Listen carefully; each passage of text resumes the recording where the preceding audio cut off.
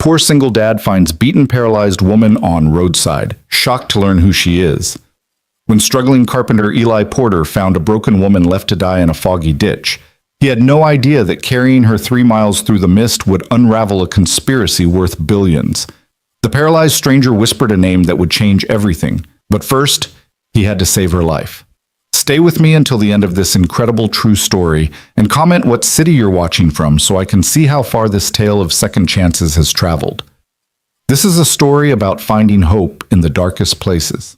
The October fog rolled across Highway 47 like something alive, thick and white and suffocating. It swallowed the yellow lines, the bare trees, even the memory of where the sky was supposed to be.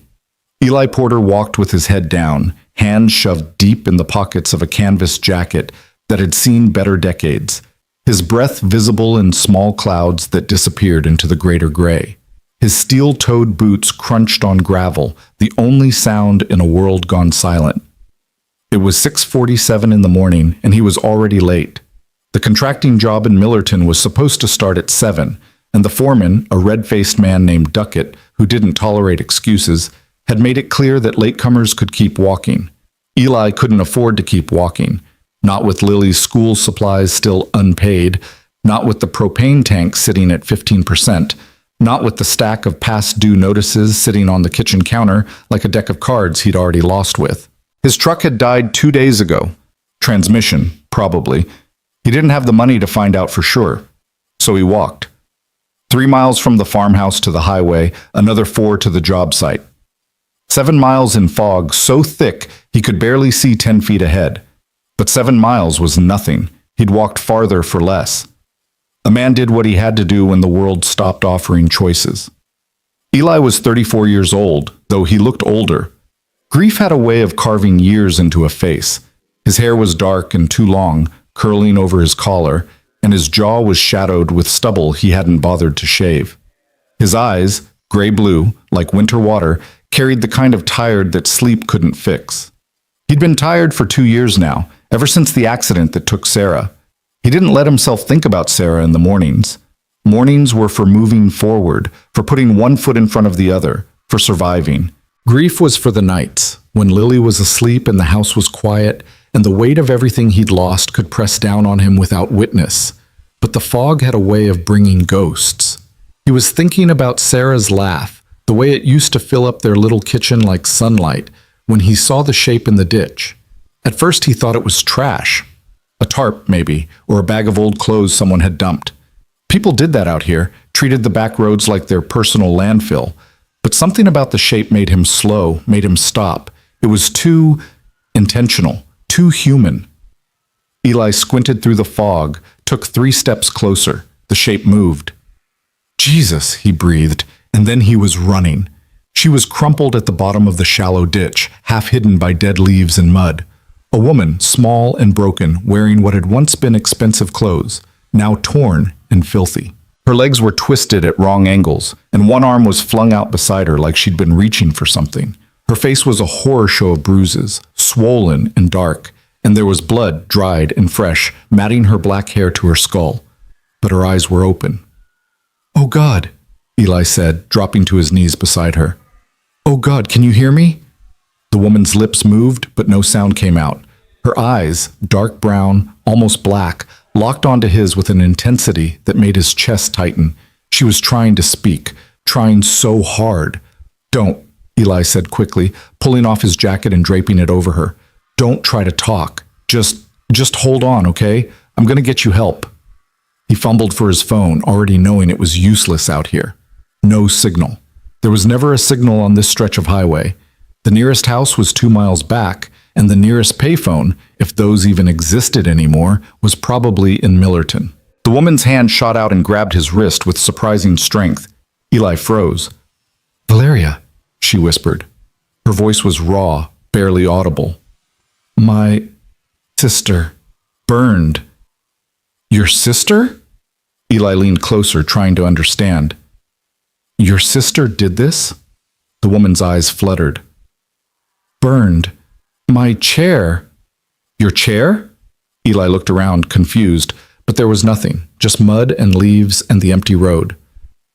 "Listen, I don't understand, but we need to get you to a hospital. Can you move? Can you feel your legs? Her eyes filled with tears. She didn't need to answer. Okay, Eli said, his mind racing. Okay. It's okay. I'm going to carry you, all right? It's going to hurt, but I can't leave you here. Do you understand? She nodded, just barely. Eli had carried plenty of heavy things in his life, lumber, drywall, his daughter when she fell asleep in the truck. But he'd never carried a person who couldn't help him, couldn't hold on, couldn't do anything but trust him not to let go. He slid one arm under her knees and the other behind her shoulders, lifting slowly, carefully. She was lighter than he expected, like the trauma had hollowed her out. She made a sound, half gasp, half sob, and he froze. I'm sorry, he said. I'm so sorry. Go, she whispered. So he went. Bah. The fog pressed in from all sides as Eli carried her back toward his farmhouse, every step a small eternity. His arms burned within the first quarter mile. By the second mile, his shoulders were screaming, but he didn't stop. Couldn't stop. The woman's breathing was shallow and rapid against his chest, and every few minutes she'd make a small sound, pain or fear. He couldn't tell, and he'd murmur something useless like, almost there, or, you're doing great, because what else could he say? Her head lolled against his shoulder, and once she whispered, Why? Why what? Eli asked, breathing hard. Why? Help! Because you need help, Eli said simply, and I'm here. She didn't respond, but her hand, hanging limp at her side, twitched like she wanted to reach for him and couldn't. The farmhouse appeared through the fog like a mirage, its sagging porch and peeling paint somehow beautiful in that moment. Eli's legs were shaking as he climbed the 3 steps, shouldered open the door, and carried the woman into the living room. Lily, he called. Lily, baby, I need you. His daughter appeared in the hallway, barefoot in her pajamas, clutching her stuffed rabbit. She was 6 years old, with Sarah's dark curls and Eli's serious eyes. When she saw the woman in her father's arms, she went very still. Daddy? It's okay, sweetheart, Eli said, laying the woman as gently as he could on their worn couch. But I need you to do something very important. Can you do that? Lily nodded, her rabbit pressed to her chest. I need you to run to Mrs. Chen's house. You know, the yellow one down the road? I need you to tell her to call 911. Tell her your daddy found a hurt lady, and we need an ambulance right away. Can you remember that? Ambulance, Lily repeated. Right away. Good girl. Go fast, okay? And stay on the road. Lily ran, her small feet slapping against the wooden floor, and then she was gone, the front door banging behind her. Eli turned back to the woman on his couch. She was staring at him again, those dark eyes full of something he couldn't name. Help's coming, he said, grabbing a blanket from the chair and tucking it around her. You're safe now. I promise. My sister, she whispered again, and this time there was something else in her voice. Not fear, anger. Valeria, your sister's name is Valeria? The woman's eyes closed. I'm Valeria, Eli frowned. Okay, Valeria, that's your name? Tried. Kill me. The words landed like stones. Eli rocked back on his heels, staring at this broken woman who'd been left in a ditch like garbage. Someone had tried to kill her. Not an accident, not a hit and run. Murder. Who? He asked quietly. Who tried to kill you? But Valeria had slipped into unconsciousness, her breathing shallow but steady. Eli sat on the floor beside the couch and waited. The ambulance arrived 23 minutes later, its siren cutting through the fog like a knife.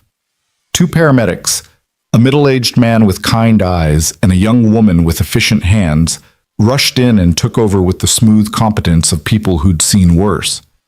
Possible spinal injury, the woman said, checking Valeria's pupils with a penlight. Severe trauma to the head and face, multiple contusions. We need to stabilize her before we move her. Where did you find her? The man asked Eli. Ditch on Highway 47, about 3 miles east. She was conscious when I found her. Said her name was Valeria. Said something about her sister trying to kill her. The paramedics exchanged a look. Did she say anything else? The woman asked. Something about burning her chair. I don't know what that means. The man stood, pulling out a radio. We need to notify the police. This is a crime scene. Lily appeared in the doorway, holding Mrs. Chen's hand. The elderly woman's face was creased with worry. Eli, what happened? I found her on the road, Eli said. She's hurt bad. Mrs. Chen looked at Valeria's battered face and crossed herself. Ay, Dios mío, who would do such a thing? We're taking her to St. Catherine's, the male paramedic said, as he and his partner carefully transferred Valeria onto a backboard. You should come with us. Police are going to want to talk to you. Eli nodded. He looked at Lily. Can you stay with Mrs. Chen for a bit, sweetheart? I want to come with you, Lily said, her voice small. I know, baby, but please, Daddy. I want to make sure the lady's okay. Eli looked at Mrs. Chen, who squeezed Lily's hand and nodded. I'll bring her, the older woman said. You go. Do what you need to do. As the paramedics loaded Valeria into the ambulance, Eli climbed in beside her. She was intubated now, hooked up to machines that beeped and hummed, and her face looked even worse under the harsh fluorescent lights. But she was alive. He'd gotten to her in time. The ambulance doors slammed shut and they were moving, the siren wailing as they raced through the fog toward St. Catherine's Hospital. Eli held on to the rail beside the gurney and prayed to a God he wasn't sure he believed in anymore. Let her make it. Please, let her make it. St. Catherine's Hospital was a sprawling complex of white buildings and glass windows, the kind of place that probably cost a fortune just to walk into. Eli had been here once before, 2 years ago, when they brought Sarah in after the accident. He'd sat in a waiting room that smelled like disinfectant and despair, while doctors used words like catastrophic and unsurvivable. And when they finally let him see her, she was already gone. He didn't want to be here again. But here he was, following the gurney through automatic doors and fluorescent hallways, past nurses in scrubs and doctors with clipboards, until they pushed through another set of doors marked emergency, and he was told, politely but firmly, that he couldn't go any farther. Family only, the nurse said. I'm not family, Eli admitted. I found her. Then you'll need to wait here. Someone will come talk to you. So he waited. The emergency room waiting area was exactly what he remembered. Too bright, too loud, too full of people in various states of crisis. A man with a bloody towel wrapped around his hand sat in one corner. A young mother paced with a crying baby. An elderly couple held hands in silence, their faces drawn with worry. Eli found a chair near the window and sat down. His arms ached. His back ached. He realized he was still wearing his work boots, now crusted with mud from the ditch, and his jeans were filthy. He looked like exactly what he was. A broke carpenter who'd walked 7 miles in the fog and carried a dying woman 3 miles back. He put his head in his hands and tried not to think about how he'd just missed a day of work he desperately needed. Mr. Porter? Eli looked up. A man in a gray suit stood in front of him holding a badge. He was in his 40s with a lined face and suspicious eyes. A detective, Eli realized with a sinking feeling. I'm Detective Ramos, the man said. I need to ask you some questions about the woman you found. Is she okay? Eli asked, standing. She's in surgery. That's all I know right now. Can you tell me exactly what happened this morning? So Eli told him. All of it. The walk to Millerton, the fog, the shape in the ditch. Valeria's broken body and whispered words about her sister, carrying her home, calling for help. He left nothing out, and Detective Ramos wrote it all down in a small notebook, his expression giving away nothing. She said her sister tried to kill her? Ramos asked. That's what it sounded like. She said, my sister, and something about burning her chair. I didn't understand that part. Ramos tapped his pen against the notebook. Did she say anything else? A name, a location? Just that her name was Valeria. That's all she said before she passed out. And you'd never seen her before? Never. Ramos studied him for a long moment, and Eli had the uncomfortable feeling of being evaluated, measured, judged. Finally, the detective nodded. All right, we're going to need a formal statement, but that can wait. Where can I reach you? Eli gave him his address and the number for Mrs. Chen's landline since he didn't have a working phone. Ramos handed him a card. If you remember anything else, call me. Anytime. Will you tell me? Eli asked. When you find out who did this to her? I can't discuss an ongoing investigation, Ramos said, but then his expression softened slightly. But you saved her life, Mr. Porter. That matters. I'll make sure you're kept informed. After the detective left, Eli sat back down and stared at the card in his hand. Detective Marco Ramos, Millerton County Sheriff's Department. The weight of the morning, the shock, the adrenaline, the exhaustion, settled over him like a heavy blanket. He'd found a woman in a ditch. He'd saved her life. And now he was caught up in something that felt too big, too dark, too far beyond his small, struggling existence. The automatic doors hissed open, and Mrs. Chen appeared with Lily. His daughter ran to him, and he caught her, pulling her into his lap. "Is the lady okay?" Lily whispered. "I don't know yet, baby. The doctors are helping her." "I brought my rabbit," Lily said, holding up the stuffed animal, "for when she wakes up, so she won't be scared." Eli's throat tightened.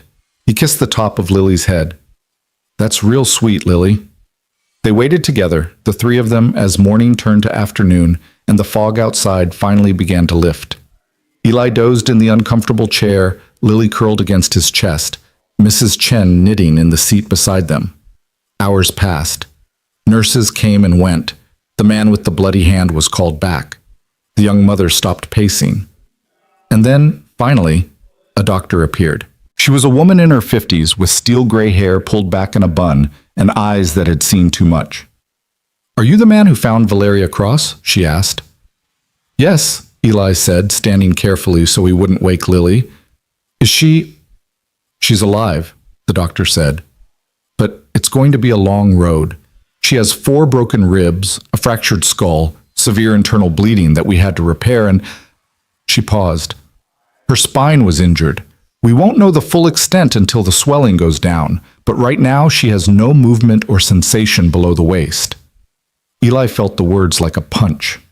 "She's paralyzed. We're hopeful that some function may return with time and therapy, but yes, for now, she's paralyzed." "Can I see her?" The doctor hesitated. "She's not conscious, and you're not family."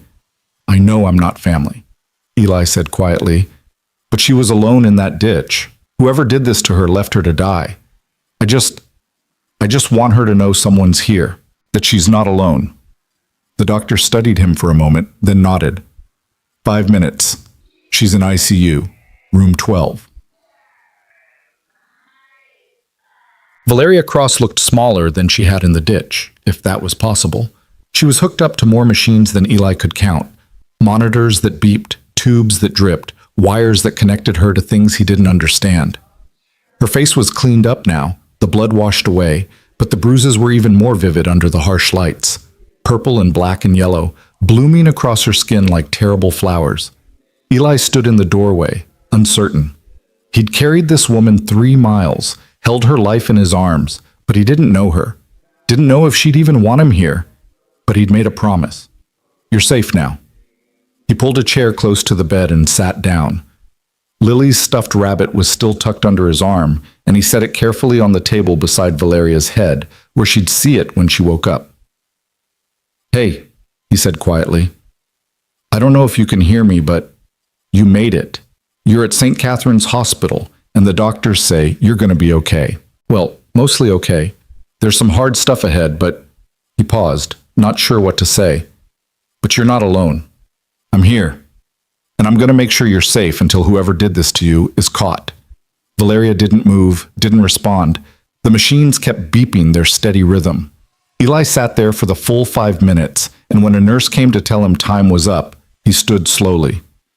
"I'll come back," he told Valeria's sleeping form. "I promise." Outside in the hall, Detective Ramos was waiting. "Mr. Porter," the detective said, "we need to talk, now." Eli's stomach dropped. "What's wrong?" "What's wrong," Ramos said, "is that the woman you found isn't just anyone. She's Valeria Cross, CEO of Crosstech Industries, worth about $3 billion, and she's been missing for 2 days." The hallway seemed to tilt. Eli grabbed the wall to steady himself. "What?" "Valeria Cross," Ramos repeated, "one of the richest women in the country. Her face has been all over the news since Wednesday. Her family reported her missing after she didn't show up for a board meeting. They thought she'd been kidnapped. We thought—" He shook his head. "We thought we'd be finding a body." I don't understand," Eli said. "Why would someone—" "That's what we're going to find out," Ramos said grimly. "But right now, Mr. Porter, you're the only witness we have, and you might be the only reason Valeria Cross is still alive." Eli looked back at the closed door of room 12, where a billionaire CEO he'd never heard of lay broken and fighting for her life, and realized that nothing about his life would ever be simple again. The fog had lifted, but the storm was just beginning. By the time Eli made it back to the farmhouse, it was nearly dark. Mrs. Chen had taken Lily home hours ago, promising soup and cartoons and a sleepover if needed. Eli was grateful. He needed time to think, to process, to figure out what the hell he'd stumbled into. $3 billion. He couldn't even imagine that much money. It was an abstract concept like infinity or the distance to the moon, and yet the woman who possessed it had been thrown in a ditch like trash, beaten and broken and left to die. Her sister, she'd said. Her sister had tried to kill her. Eli unlocked the farmhouse door and stepped into the dark, quiet space. Everything looked the same. The worn couch where he'd laid Valeria, the blanket he'd covered her with, still crumpled on the floor. The kitchen with its chipped counters and ancient refrigerator. The living room with its sagging bookshelves and pictures of Sarah. Nothing had changed, and yet everything had. He heated up some canned soup, tomato, because that's what they had, and ate it standing at the sink, staring out at the dark fields beyond the house. Somewhere out there, in the fog and the night, someone had tried to commit murder. And they'd failed because Eli Porter, broke carpenter and single dad, had happened to be walking to work at the exact right moment. What were the odds? He thought about Valeria's eyes in that ditch, dark and desperate and trying so hard to stay open. He thought about the weight of her in his arms, the way she'd whispered, "Why?" like she couldn't understand why anyone would help her. He thought about the machines in the ICU, keeping her alive, and the long road ahead that the doctor had mentioned. Paralyzed. Eli washed his bowl and set it in the rack to dry. Then he walked to the living room and looked at the picture of Sarah on the mantel, her bright smile, her wild curls, her hand on her pregnant belly. Lily had been born 3 months after that photo was taken. Sarah had lived for 6 more years after that, 6 years of laughter and love and ordinary happiness before a drunk driver ran a red light and took her away. "I met someone today," Eli said to the photograph. "Well, met isn't the right word. I found someone, and I think maybe I was supposed to find her. Maybe that's why the truck broke down. Maybe that's why I had to walk, so I'd be there, right when she needed someone." The picture didn't answer.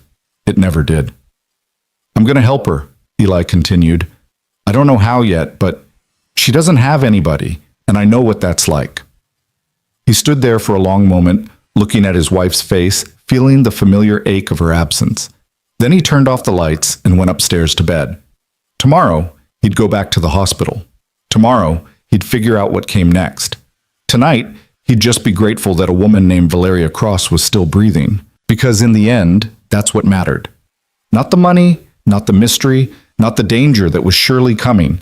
Just one life saved. Sometimes that was enough. The morning light came pale and cold through the hospital windows, casting long shadows across the ICU hallway, where Eli stood with a cup of terrible coffee and a knot of worry in his chest.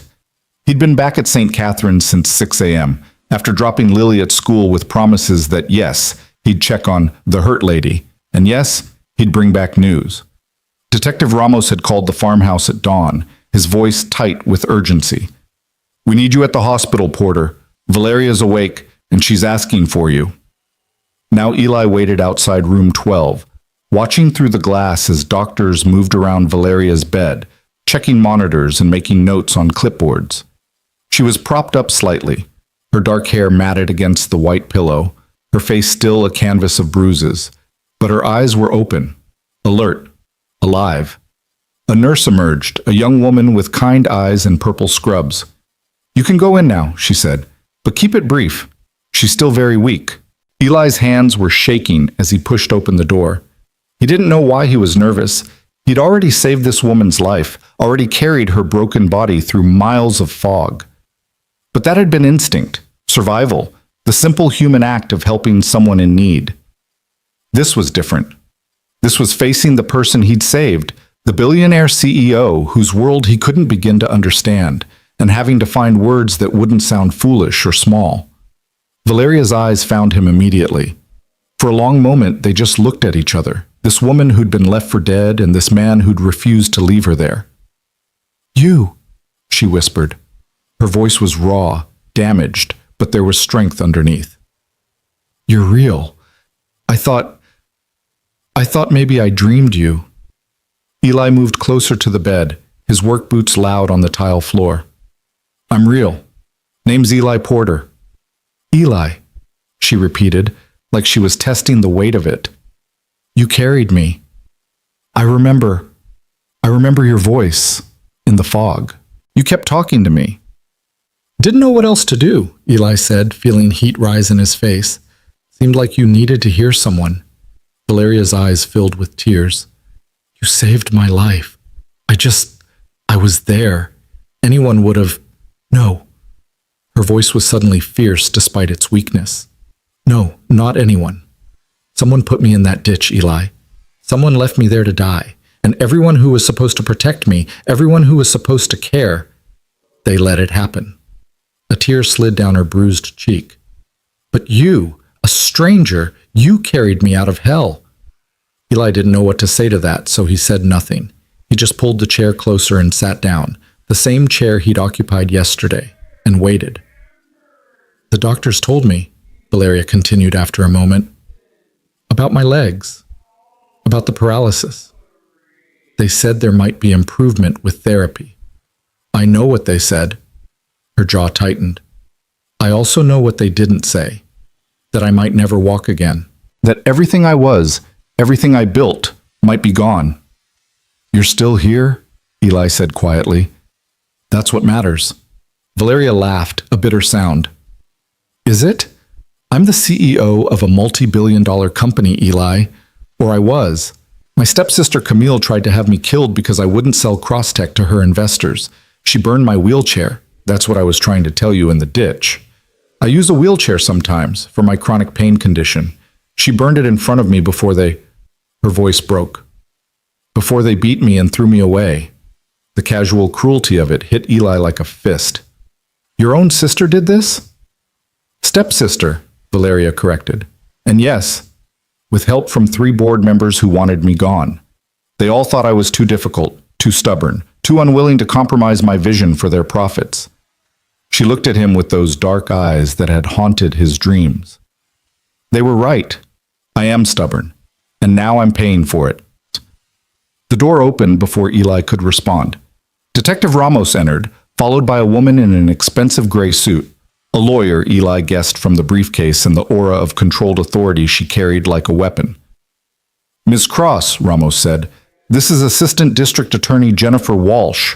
She needs to take your statement." Valeria's expression hardened. "Then she'll need to make it quick. I'm tired." Walsh stepped forward, all business. "Ms. Cross, we understand you've been through a trauma, but time is critical. Your stepsister, Camille Cross, has been located at your Manhattan penthouse. We need your statement to obtain an arrest warrant." "You have my statement," Valeria said coldly. "Camille Cross, Richard Voss, Patricia Chen, and David Mercer conspired to have me killed. They lured me to the executive cabin under pretense of an emergency meeting, then beat me, destroyed my wheelchair, and left me in a ditch on Highway 47. Is that clear enough for your warrant?" Walsh's pen moved rapidly across her legal pad. "We'll need more details, the timeline, specific threats made, any evidence of premeditation." "I'll give you everything," Valeria interrupted, "but not now, and not without Mr. Porter present." All eyes turned to Eli, who felt like he'd been dropped into the wrong movie. "Me? Why?" "Because you're the only person in this room I trust," Valeria said simply. "Everyone else wants something from me. My money, my company, my testimony. You just wanted to make sure I didn't die alone in the fog." She looked at Walsh. "So yes, I'll give you your statement, with Eli Porter as my witness. Those are my terms. Walsh glanced at Ramos, who shrugged. Your call, counselor. Fine, Walsh said, though her tone suggested it was anything but. We'll reconvene this afternoon, 2 o'clock. Mr. Porter, make sure you're here. After they left, Valeria sagged back against the pillows, exhausted. I'm sorry, she said to Eli. I shouldn't have dragged you into this. You've already done so much. It's okay, Eli said, though he wasn't sure it was. If you need me there, I'll be there. I do need you, Valeria said, so quietly he almost missed it. That's the strangest part of all this. I have lawyers, accountants, security teams, an entire infrastructure designed to protect me, and yet the person I need most is a carpenter who found me in a ditch. Before Eli could respond, the door burst open and a small whirlwind in pink sneakers came racing through. Lily, with Mrs. Chen puffing behind her, holding a plastic bag from the hospital gift shop. Lily! Eli stood quickly. What are you doing here? You're supposed to be at school. Half day, Mrs. Chen explained, catching her breath. Teacher training. I told Lily we could visit her new friend. She held up the bag. We brought gifts. Lily approached the bed with none of her father's hesitation, her dark eyes solemn as she studied Valeria's bruised face. Does it hurt? She asked. Valeria blinked, clearly caught off guard. Yes, she said honestly. It hurts quite a bit. Daddy says when something hurts, you gotta be brave, Lily said, and you gotta have something to make you smile. She reached into the bag and pulled out a small stuffed bear wearing a t-shirt that said, Get well soon. This is for you. His name is Mr. Pickles. A strange expression crossed Valeria's face, something between a laugh and a sob. Mr. Pickles. I wanted to name him Mr. Carrots, but Mrs. Chen said that's a name for a rabbit, not a bear. Lily set the bear carefully on the table next to the stuffed rabbit from yesterday. Now you have 2 friends, so you won't be lonely. Valeria reached out with trembling fingers and touched the bear's fuzzy head. When she looked up at Lily, tears were streaming down her face. Thank you, she whispered. Thank you so much. Lily frowned. Why are you crying? Don't you like Mr. Pickles? I love Mr. Pickles, Valeria said, and this time she did laugh, a real sound that seemed to surprise even her. I'm crying because I'm happy, because you're very kind. Daddy says we should always be kind, Lily said matter-of-factly, especially to people who are hurt. That's what Mommy would have wanted. The simple innocence of it, the absolute clarity of a 6-year-old's moral universe, seemed to undo something in Valeria. She covered her face with her hands and wept, her shoulders shaking with the force of emotions too long contained. Eli moved to collect Lily, to give Valeria privacy, but his daughter was faster. She climbed carefully onto the chair and reached through the bed rails to pat Valeria's arm with small, gentle hands. It's okay, Lily said softly. It's okay to cry. Daddy cries sometimes too, when he thinks I'm asleep. But then he gets up and makes pancakes, and pancakes make everything better. Valeria lowered her hands and looked at this child who had no reason to care about her, no obligation to offer comfort, yet did so with the unselfconscious grace that only children possess. Does your daddy make good pancakes? The best, Lily said solemnly, with chocolate chips. That does sound good, Valeria said, wiping her eyes. Maybe someday I'll get to try them. You can come to our house, Lily said excitedly. When you're better, Daddy can make you pancakes and show you my room and you can meet all my stuffed animals. I have 17. Lily, Eli said gently. Miss Cross is very busy. She has a big company to run. Actually, Valeria said, I would love to meet all 17 stuffed animals. If the invitation stands.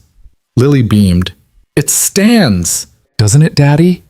Eli met Valeria's eyes over his daughter's head and saw something there that made his chest tight. A loneliness that matched his own, a hunger for the simple human connection that money couldn't buy.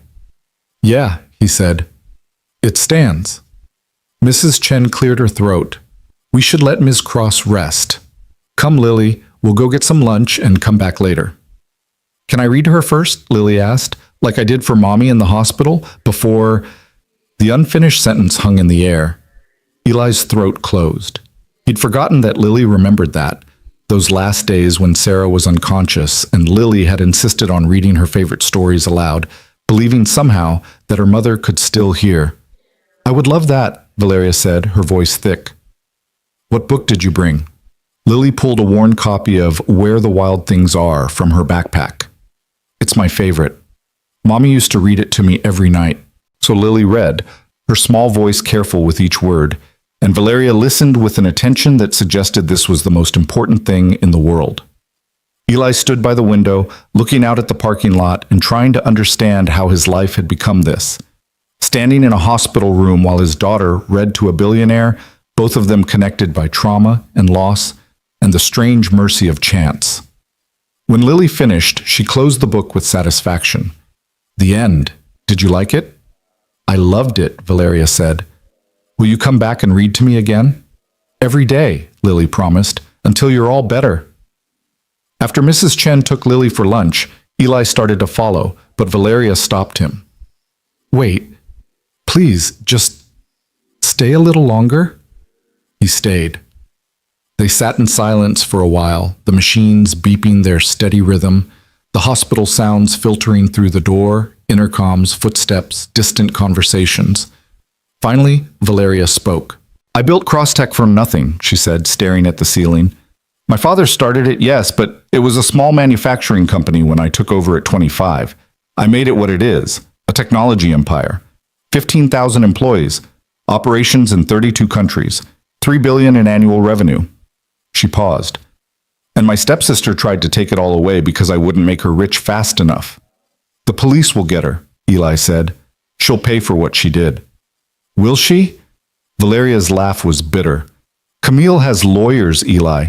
The best lawyers money can buy. She'll claim she had nothing to do with it, that she was at home, that I'm confused from the head injury. And the board members who helped her? They'll have alibis, stories, reasonable doubt." She turned her head to look at him. "I know how this works. I've been in boardrooms full of sharks my whole life. I know how to recognize when someone's circling." "Then what are you going to do?" "Fight," Valeria said simply. "Because that's what I do. I fight and I win, and I don't let bastards who tried to kill me take my company." Her eyes blazed with sudden intensity. "But I can't do it alone, not anymore. I need people I can trust. People who don't want anything from me except maybe chocolate chip pancakes and stuffed animal introductions." Eli felt the weight of what she was asking, or not asking, not yet, but leading toward. "I'm not a businessman, Valeria. I'm a carpenter. I barely finished high school. I don't know anything about your world." "You know how to carry someone through the fog when everyone else leaves them to die," Valeria said. "That's the only qualification that matters right now."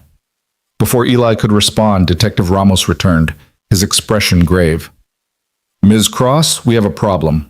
Camille Cross has filed a missing person report for you, dated 2 days before you disappeared.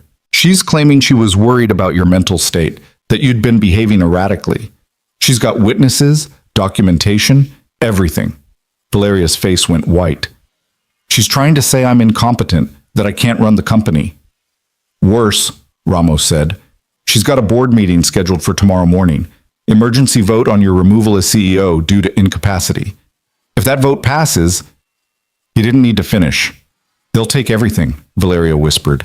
"Even if we prove she tried to kill me, even if she goes to prison, they'll still take my company."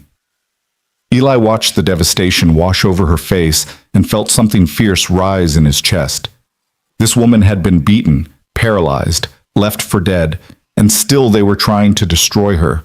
Still her own family was reaching for power over her hospital bed. "No," he said. Both Valeria and Ramos looked at him.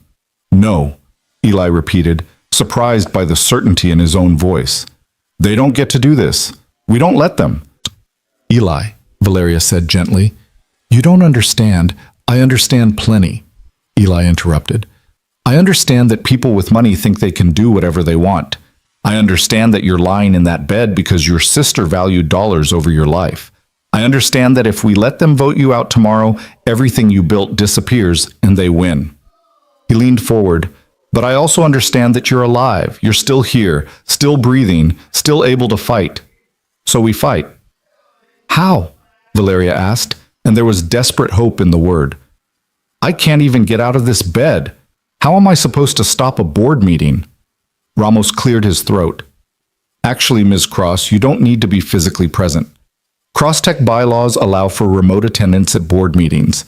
You just need a secure connection and I need to look like I'm not dying, Valeria finished. I need to look strong, capable, in control. She touched her bruised face. Look at me. I look like exactly what I am, a victim. Then we make you look like a survivor, Eli said. Over the next hour, they planned. Ramos would arrange for secure video conferencing equipment. Valeria's personal assistant, a fierce woman named Margaret, who'd been frantically searching for her boss, would bring clothes, makeup, anything needed to make Valeria look presentable on camera. The hospital would provide a private room for the meeting, away from the medical equipment and sterile surroundings that would broadcast her vulnerability. I'll need my files, Valeria said, her mind already working through strategy. All the documentation on the development projects Camille wanted me to kill. The safety reports, the environmental impact studies, everything they wanted to bury for profit. If I'm going into that boardroom, I'm going in armed. Margaret's bringing everything, Ramos assured her. She's been at your office all night gathering evidence. Valeria nodded, then turned to Eli. I need you there, in the room, off camera, but there. Valeria, I don't know anything about corporate. I don't need you to know about corporate anything, she said. I need you to remind me why I'm fighting. Because tomorrow, when I'm facing those board members who tried to destroy me, when I'm looking at my stepsister's face on that screen, knowing she ordered me beaten and left to die, I'm going to want to quit. I'm going to want to let them win and just disappear. But if you're there, if I can see you, she paused, her voice dropping. If I can see the man who carried me out of hell, maybe I'll remember that I'm stronger than they think. How could he say no to that? I'll be there, Eli promised. That afternoon, at exactly 2 o'clock, Eli sat in a private conference room while ADA Walsh took Valeria's statement. The details were horrific. The fake emergency that lured Valeria to the remote cabin the moment she realized she'd been betrayed. The methodical brutality of the attack. 3 men, she said. Their faces covered, their identities unknown, but following Camille's orders. She watched, Valeria said, her voice steady despite the tears on her face. My stepsister stood there and watched them beat me. And when I asked why, she said, because you wouldn't get out of the way. Walsh's pen moved across paper, recording every word. And after the assault? They loaded me into a vehicle, a van, I think, drove for maybe 30 minutes. Then they pulled me out and threw me into the ditch. Camille leaned over me and said, Don't worry, Val. I'll take good care of Crosstech for you. Then they left. I heard the van drive away and Valeria's composure cracked. And I thought I was going to die there. I thought no one would find me in time. Eli reached over and took her hand. She gripped it like a lifeline. But someone did, Walsh said quietly. Mr. Porter, can you describe the condition Miss Cross was in when you found her? So Eli told his part. The fog, the ditch, the broken woman who'd whispered about her sister. He described carrying Valeria 3 miles, the weight of her in his arms, the fear that she wouldn't make it. As he spoke, he saw Walsh's professional mask slip slightly, saw the flicker of human emotion beneath the prosecutor's armor. That's enough for the warrant, Walsh said finally. Ms. Cross, thank you for your courage in coming forward. We'll have Camille Cross and the 3 board members in custody by morning. Make sure it's before the board meeting, Valeria said. I want them to know they failed. I want them to see me alive and fighting. After Walsh left, Valeria sagged back in her wheelchair, a new one borrowed from the hospital.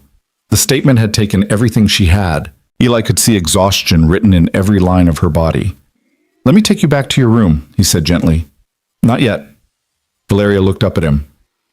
Tell me about your wife. Lily mentioned her, and I saw...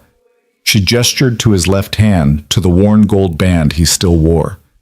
You're grieving. I can see it, just like I can see that you're holding it together for your daughter.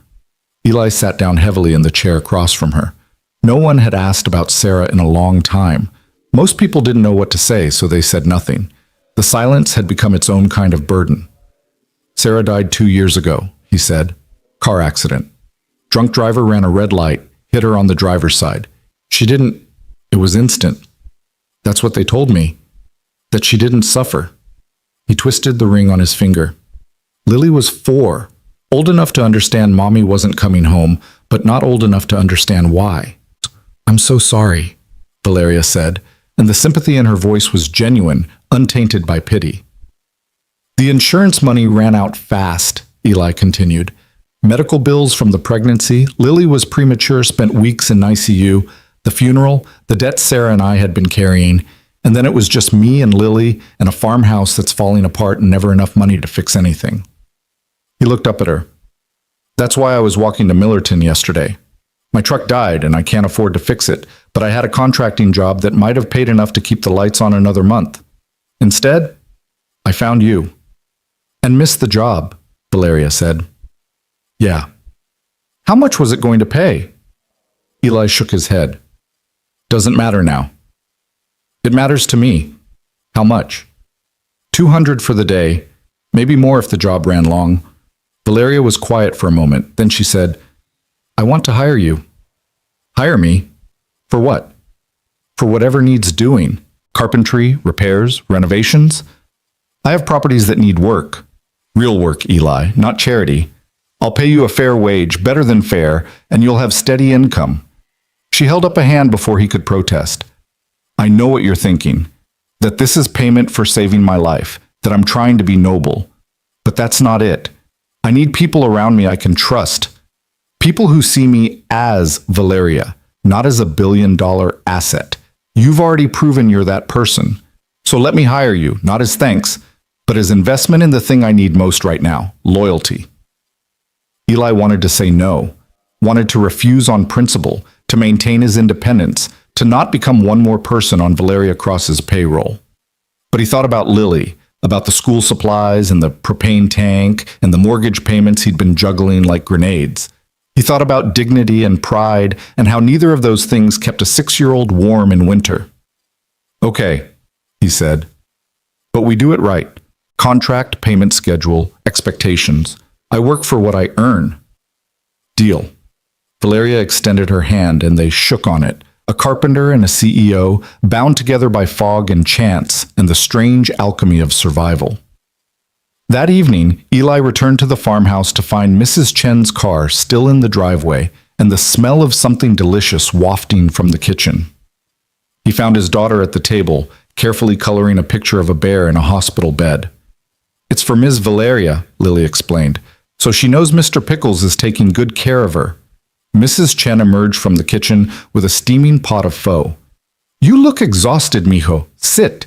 Eat. Tell me what's happening. So while Lily colored, Eli told Mrs. Chen about the board meeting, the arrest warrants, Valeria's determination to fight. The older woman listened, stirring her soup, nodding occasionally. This woman, she said finally, she is special to you already, yes? Eli started to deny it, then stopped. I don't know, maybe. She's fighting so hard, Mrs. Chen, against people who want to destroy her, and she's doing it from a hospital bed with a broken body. I can't help but admire that. And she reminds you that there are still things worth fighting for, Mrs. Chen said gently, because you have been just surviving, Eli, since Sarah died. You take care of Lily, you work when you can find work, you put one foot in front of the other, but you don't fight, you don't hope. The truth of it hit him hard. She was right. He'd been treading water for 2 years, too afraid to drown to consider actually swimming. Maybe, he said quietly. That night, after Lily was asleep, Eli stood in the doorway of her room and watched her breathe, her stuffed rabbit clutched to her chest. He thought about tomorrow, about Valeria facing down the people who'd tried to kill her, about justice and revenge and the thin line between them. He thought about second chances and whether he believed in them, whether he deserved them. His phone rang. Mrs. Chen's landline, the number only a few people had. He answered on the second ring. Mr. Porter? It was Margaret, Valeria's assistant. Ms. Cross asked me to call. The board meeting is at 9 a.m. Can you be here by 8:30? I'll be there. Good. And Mr. Porter? She's scared. She won't admit it, but I've worked for Valeria Cross for 10 years, and I've never seen her scared. Whatever you said to her today, Whatever strength you gave her, she's going to need it tomorrow. All of it. After hanging up, Eli walked to the window and looked out at the dark fields. Somewhere out there, in the expensive corners of the city, Camille Cross was sleeping peacefully, unaware that her carefully constructed lies were about to collapse. Somewhere, in a hospital room, Valeria was lying awake, preparing for war. And here, in a falling-down farmhouse, with peeling paint and a broken truck, Eli Porter was making a choice. Not just to show up tomorrow, not just to be present, but to fight. For the first time in 2 years, he was choosing to fight. He pulled on his jacket and walked out into the October night, letting the cold air fill his lungs. The fog had lifted days ago, but he could still remember it. The way it had pressed in from all sides. The way it had hidden a dying woman in a ditch. The way it had changed everything. Tomorrow, Valeria would face her demons, and he would be there, a carpenter in a boardroom, completely out of his depth and absolutely certain that this was where he needed to be. Because sometimes survival wasn't enough. Sometimes you had to stand up and declare that you were done being a victim, done being afraid, done letting the bastards win. Tomorrow, they would fight, and tomorrow, they would win. Eli arrived at St. Catherine's at 8:15 the next morning, wearing the only suit he owned, a navy blue number he'd bought for Sarah's funeral and hadn't touched since. It didn't fit quite right anymore. He'd lost weight in the past 2 years, and the shoulders hung a bit loose, but it was clean and pressed, thanks to Mrs. Chen's iron and her insistence that if he was going to stand beside a billionaire, he should at least look respectable. Margaret met him in the lobby, a slim woman in her 50s with steel gray hair and eyes that missed nothing. She looked him up and down with the assessing gaze of someone who'd spent a decade protecting Valeria from threats both obvious and subtle. "You're the carpenter," she said. It wasn't a question. "Eli Porter, ma'am." "Margaret Winters, follow me." She set off at a brisk pace, and Eli hurried to keep up. The conference room is set up on the 3rd floor. Secure connection, cameras positioned to hide the medical equipment, lighting adjusted to minimize the bruising on her face. We've done everything we can to make her look strong. "How is she?" Eli asked. Margaret's expression softened slightly. Terrified, furious, determined, all at once. She's been up since 5 reviewing files and preparing her statement to the board. She glanced at him. "She asked for you 3 times. Whatever you did to earn her trust, Mr. Porter, don't take it lightly. Valeria Cross doesn't trust easily." They rode the elevator in silence, then walked down a corridor that smelled of antiseptic and floor polish. At room 314, Margaret paused with her hand on the door. "One more thing," she said quietly. "When Camille appears on that screen, and she will, because she's arrogant enough to attend even with arrest warrants pending, Valeria is going to want to break. She's going to see the woman who ordered her death, who stood there and watched, and every instinct will tell her to scream or cry or give up.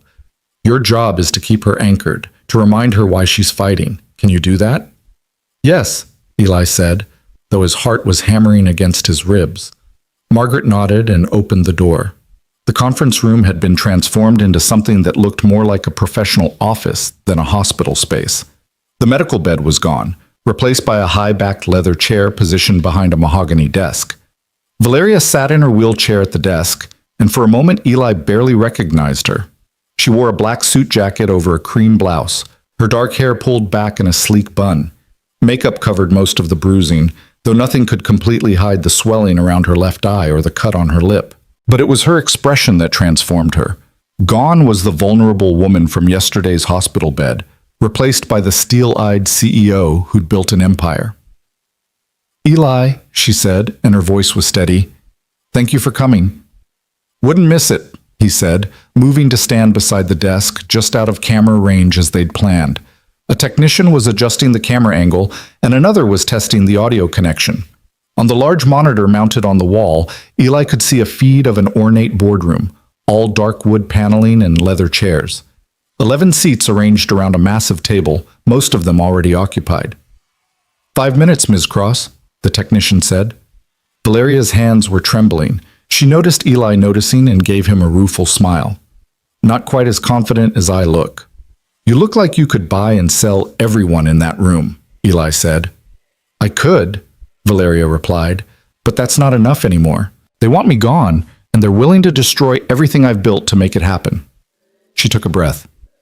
Did Ramos call you about the arrests? He did. Camille and 2 of the board members were taken into custody at 6 this morning. The third one, David Mercer, is missing. They're still looking. Valeria's jaw tightened. Of course David ran. He was always a coward. She looked up at Eli. But Camille being arrested won't stop this vote. The board has a quorum without her, and the remaining members are loyal to her vision, not mine. They'll still try to remove me. Then you fight harder, Eli said simply. 2 minutes, the technician announced. Margaret appeared at Eli's elbow with a bottle of water and a folder thick with documents. Everything you need is here. The safety reports on the Brazilian facility, the environmental impact studies Camille wanted buried, the emails showing she knew about the violations and ordered you to ignore them. It's all documented. Valeria took the folder with steady hands. If I'm going down, I'm taking them all with me. You're not going down, Eli said quietly. You're walking out of here with your company intact and your head held high. Because that's what survivors do. Valeria looked at him with an expression he couldn't quite read. Gratitude, maybe, or something deeper. Then the technician was counting down and the monitor flickered to life with full clarity. The Crosstech boardroom appeared in sharp detail. 8 people sat around the table, their faces ranging from concern to openly hostile. At the head of the table, where Valeria's seat normally would be, sat a man in his 60s with silver hair and a smile that didn't reach his eyes. Richard Voss, Eli recognized from the photos Margaret had shown him earlier. Good morning, Valeria, Voss said, his tone dripping with false warmth. We're so relieved to see you alive and well. Cut the bullshit, Richard, Valeria said coldly. We both know you're the one who orchestrated this. You and Camille and Patricia and David. The only question is which one of you is going to flip first to save your own skin? A ripple of shock went through the board members. A woman in a red suit, Patricia Chen, Eli realized, leaned forward with manufactured concern. Valeria, we understand you've been through a trauma. Perhaps this meeting should be postponed until you're feeling more yourself. I am feeling more myself than I have in months, Valeria shot back. In fact, nearly dying has given me remarkable clarity about who my enemies are. Voss's smile vanished. This kind of paranoid accusation is exactly why we've called this emergency meeting. Ladies and gentlemen of the board, it pains me to say this, but our CEO is clearly suffering from the effects of her recent ordeal and is unfit to lead this company. I have a motion on the floor, another board member chimed in, a younger man with slicked back hair, to remove Valeria Cross as CEO of Crosstech Industries, effective immediately, citing medical incapacity and erratic behavior. I second the motion, Patricia said quickly. Then let's vote, Voss said. All in favor of removing Valeria Cross as CEO. You don't have the votes, Richard, Valeria interrupted.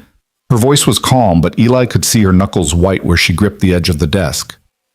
According to Crosstech bylaws, any vote to remove a sitting CEO requires a 2/3 majority of the full board. That's 12 votes. You have 11 members present. Even if every single one of you votes against me, which they won't, you don't have quorum. Voss's face darkened. Camille Cross holds the 12th seat as Chief Operating Officer. She's granted her proxy to... Camille Cross is in police custody, Valeria said, arrested this morning on charges of attempted murder, conspiracy, and fraud. So unless you're planning to take her proxy from a jail cell, Richard, you're out of luck. The boardroom erupted. Board members talked over each other, some demanding explanations, others looking genuinely shocked. Only Voss and Patricia seemed unsurprised by the news, confirming what Eli had suspected. They'd known about Camille's plan all along. Voss slammed his hand on the table. This is absurd. You're accusing board members of crimes without evidence, disrupting a legitimate meeting with conspiracy theories. I have evidence, Valeria said quietly, and the room went silent. She opened the folder Margaret had given her and held up a document to the camera. This is an internal memo dated October 10th, 5 days before I disappeared. It's from you, Richard, to Camille, discussing permanent solutions to our current leadership problem. Would you like me to read it aloud? Voss's face went pale. That memo was taken out of context. And this, Valeria continued, holding up another document, is an email from Patricia Chen to David Mercer, discussing how my unfortunate absence would allow them to push through the Brazilian facility expansion despite my safety concerns. Concerns that, by the way, were based on engineering reports showing critical structural failures. She looked directly into the camera. You were willing to kill me to build a factory you knew would collapse and kill workers. For profit margins. Patricia stood abruptly. I won't sit here and be slandered. Then leave, Valeria said. In fact, please do leave, because the FBI is currently executing search warrants at your homes and offices, and I imagine you'll want to be present when they find the rest of the evidence linking you to conspiracy and attempted murder. The boardroom dissolved into chaos. 2 members immediately stood and walked out. Others huddled in urgent whispered conversations. Patricia's face had gone from red to ashen, and she stumbled from the room without another word. Only Voss remained seated, his expression cold and calculating. You think you've won, he said softly, but you're broken, Valeria. You're in a wheelchair. You'll probably never walk again, and even if you survive this vote, the shareholders will never trust a CEO who's fighting criminal charges against her own board.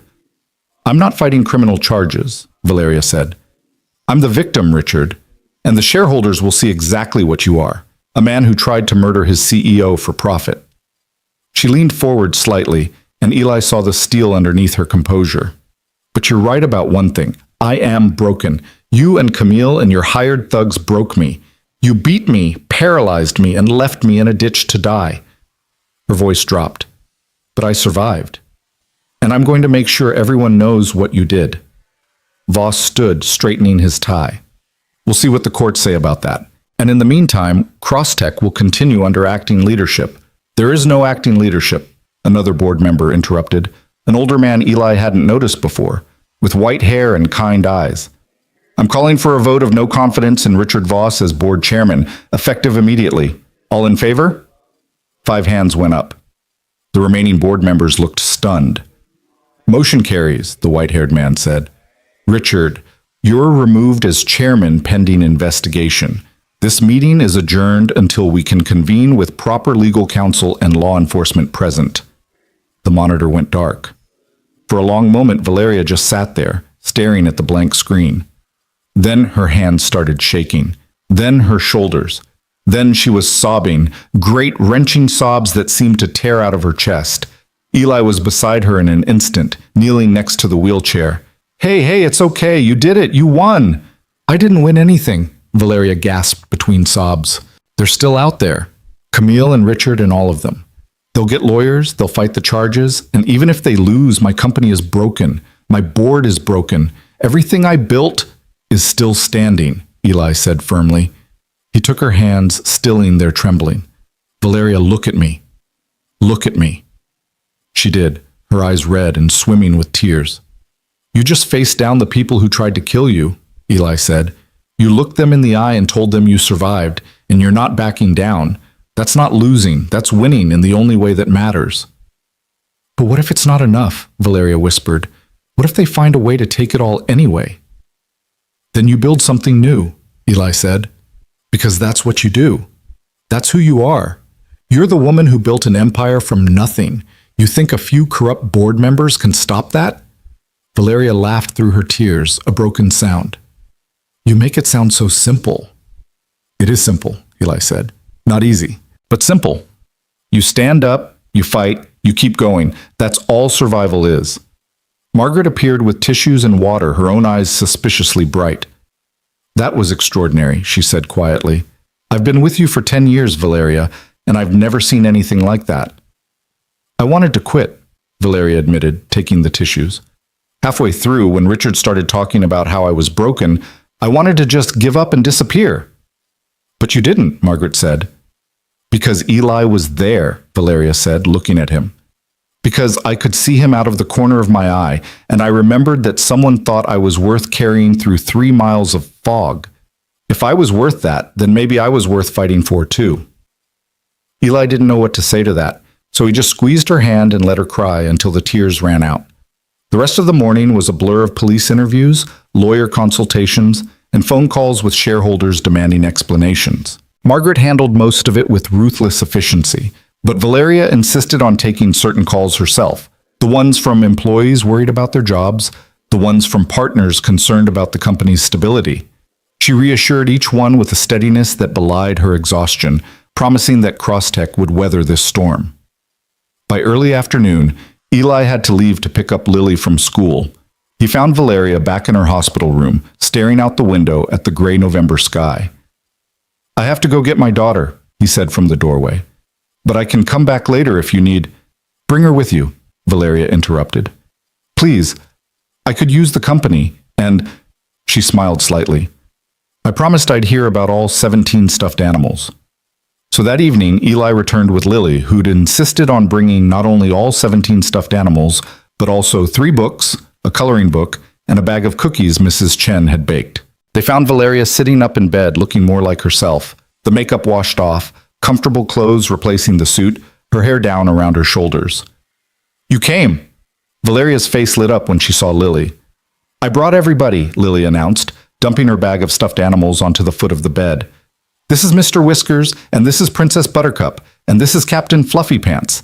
He's a pirate, and this is—" While Lily narrated the complex backstories of each stuffed animal, Eli sat in the chair by the window and watched. There was something surreal about it, his 6-year-old daughter sitting on a hospital bed with a billionaire, discussing the relative merits of stuffed rabbits versus stuffed bears with complete seriousness. But there was also something right about it, something that felt like the beginning of something he couldn't quite name. "And this one is Stella," Lily finished, holding up a worn stuffed dog with one ear missing. "She was Mommy's when Mommy was little. Daddy gave her to me after Mommy went to heaven." Valeria reached out and gently touched the stuffed dog's remaining ear. "She's beautiful. I bet your Mommy loved her very much." "Daddy says I have Mommy's smile," Lily said, "and that when I laugh it sounds just like her. That's good, right? So Daddy doesn't forget what Mommy sounded like?" Eli's throat closed. He hadn't known Lily thought about that, about him forgetting. "That's very good," Valeria said softly. "And I bet your Mommy is very proud of you for being so brave and kind." "Are you going to die too?" Lily asked with the blunt honesty of childhood. "Like my Mommy did?" "Lily," Eli said sharply, standing. "That's not—" "It's okay," Valeria said, holding up a hand. She looked at Lily seriously. "No, sweetheart, I'm not going to die. I was hurt very badly, and it's going to take a long time to get better, but I'm going to be okay. Promise?" "I promise." "Okay." Lily seemed satisfied with this. She picked up one of her books, Where the Wild Things Are, again, and settled next to Valeria. "Want me to read to you? It helps when people are sad." "I would love that," Valeria said. So Lily read, her small voice careful and proud, and Valeria listened with an attention that suggested this was the most important board meeting she'd attended all day. Eli watched them both and felt something shift in his chest, a loosening of the grief he'd been carrying, a space opening up for something new. After Lily finished and they'd said their goodbyes, Eli lingered in the doorway while Lily went to find a vending machine with Margaret. "Thank you," Valeria said, "for bringing her, for being here, for—" She paused. "For making me feel like maybe I can survive this." "You can," Eli said. "You already are." "The doctors want to discharge me in a few days," Valeria said. "They say I'm stable enough for outpatient therapy, but I can't go home. My apartment is still a crime scene, and even if it wasn't, it's not accessible, not for someone in a wheelchair." Eli saw where this was going and made the decision before he could second-guess it. "Come stay with us." Valeria blinked. "What?" "At the farmhouse. It's not much. It's actually falling apart in most places. But it's safe and it's quiet and no one's trying to kill you there. I can build ramps, widen doorways, whatever you need. And Lily would love it." "Eli, I can't impose on you like that." "You're not imposing," Eli said. "You said you needed people you could trust. Well, you can trust me. And the farmhouse is big enough for all of us. It's been too empty since Sarah died anyway." He met her eyes. "Let me do this. Let me give you a place to heal." Valeria was quiet for a long moment, tears slipping down her cheeks. "Why are you so kind to me?" "Because someone should be," Eli said simply. "Because you deserve kindness after everything you've been through. And because—" He paused, surprised by his own honesty. Because I think we're helping each other. You're reminding me what it means to fight for something, to hope for something, and I haven't felt that in a long time. Okay, Valeria whispered. Okay, I'll come stay with you, but only until I'm strong enough to manage on my own. Deal, Eli said, even though he suspected strong enough might take longer than either of them expected. Over the next 3 days, Eli transformed the farmhouse. He worked from dawn until late into the night, building ramps from the porch to the front door and from the back door to the garden. He widened the doorway to the downstairs bedroom, Sarah's old sewing room that had sat empty for 2 years, and installed grab bars in the bathroom. Mrs. Chen brought over extra furniture, and Margaret arranged for medical equipment to be delivered. Lily threw herself into the preparations with 6-year-old enthusiasm, insisting that Valeria would need flowers in her room and pictures on the walls and something happy to look at. She filled the bedroom with her own artwork, crayon drawings of butterflies and houses and stick figure families, and arranged all 17 stuffed animals on the bed so Ms. Valeria won't be lonely. On the third evening, as Eli was finishing the last ramp, Detective Ramos called. "We found David Mercer," Ramos said without preamble. "He was trying to board a flight to the Cayman Islands, had $3 million in cash and a fake passport." "Is he talking?"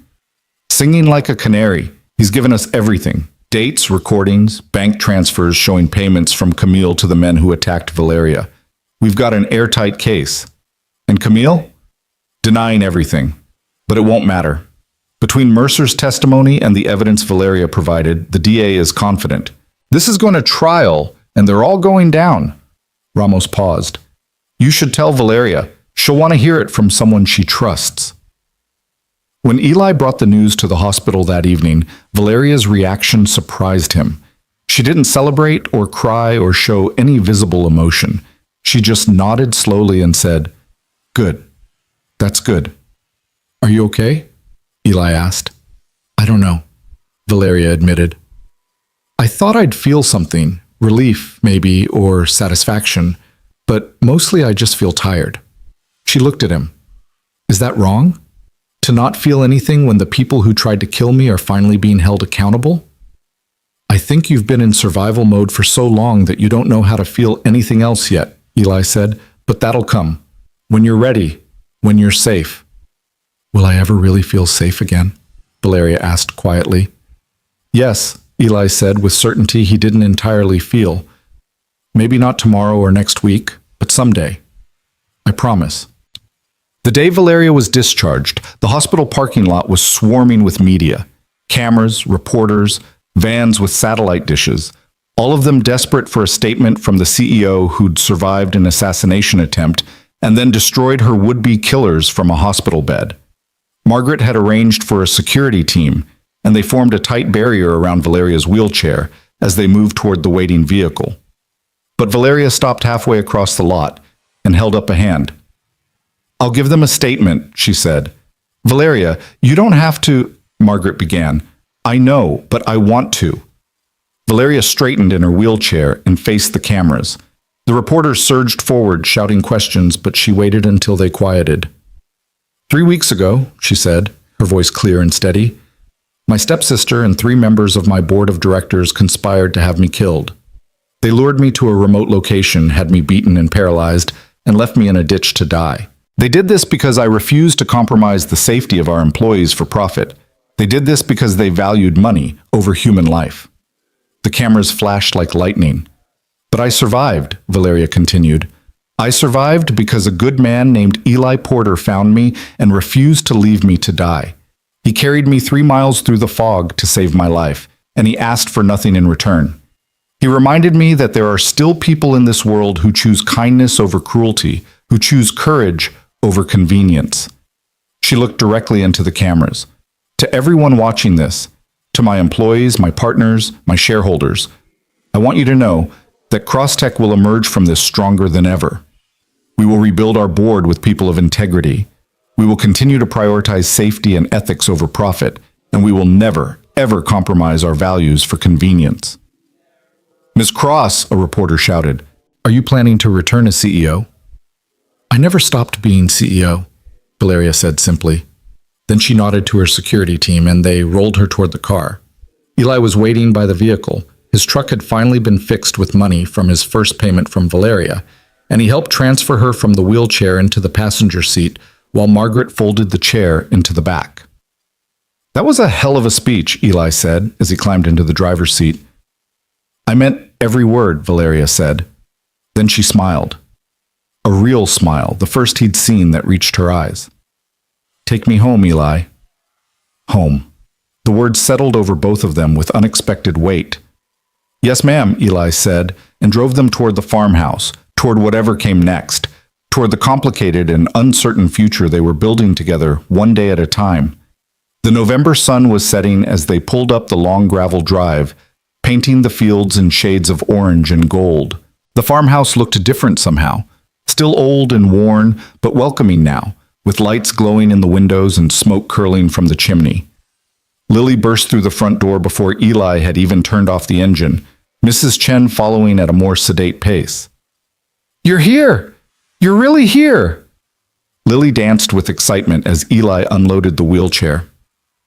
"I'm really here," Valeria said, letting Eli help her into the chair.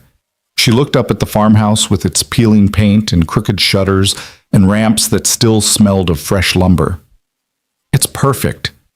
"It's a mess," Eli corrected, "but it's home." Lily grabbed Valeria's hand and pulled her toward the ramp. "Come see your room. I decorated it and everything." They went inside together, the carpenter, the CEO, the little girl, and the elderly woman who'd become their anchor. Margaret had stayed behind to handle the media circus, promising to bring more of Valeria's things tomorrow. For tonight, it was just the four of them in a farmhouse that was slowly becoming something more than just a place to survive. It was becoming a refuge, a home, a place where broken things could begin to heal.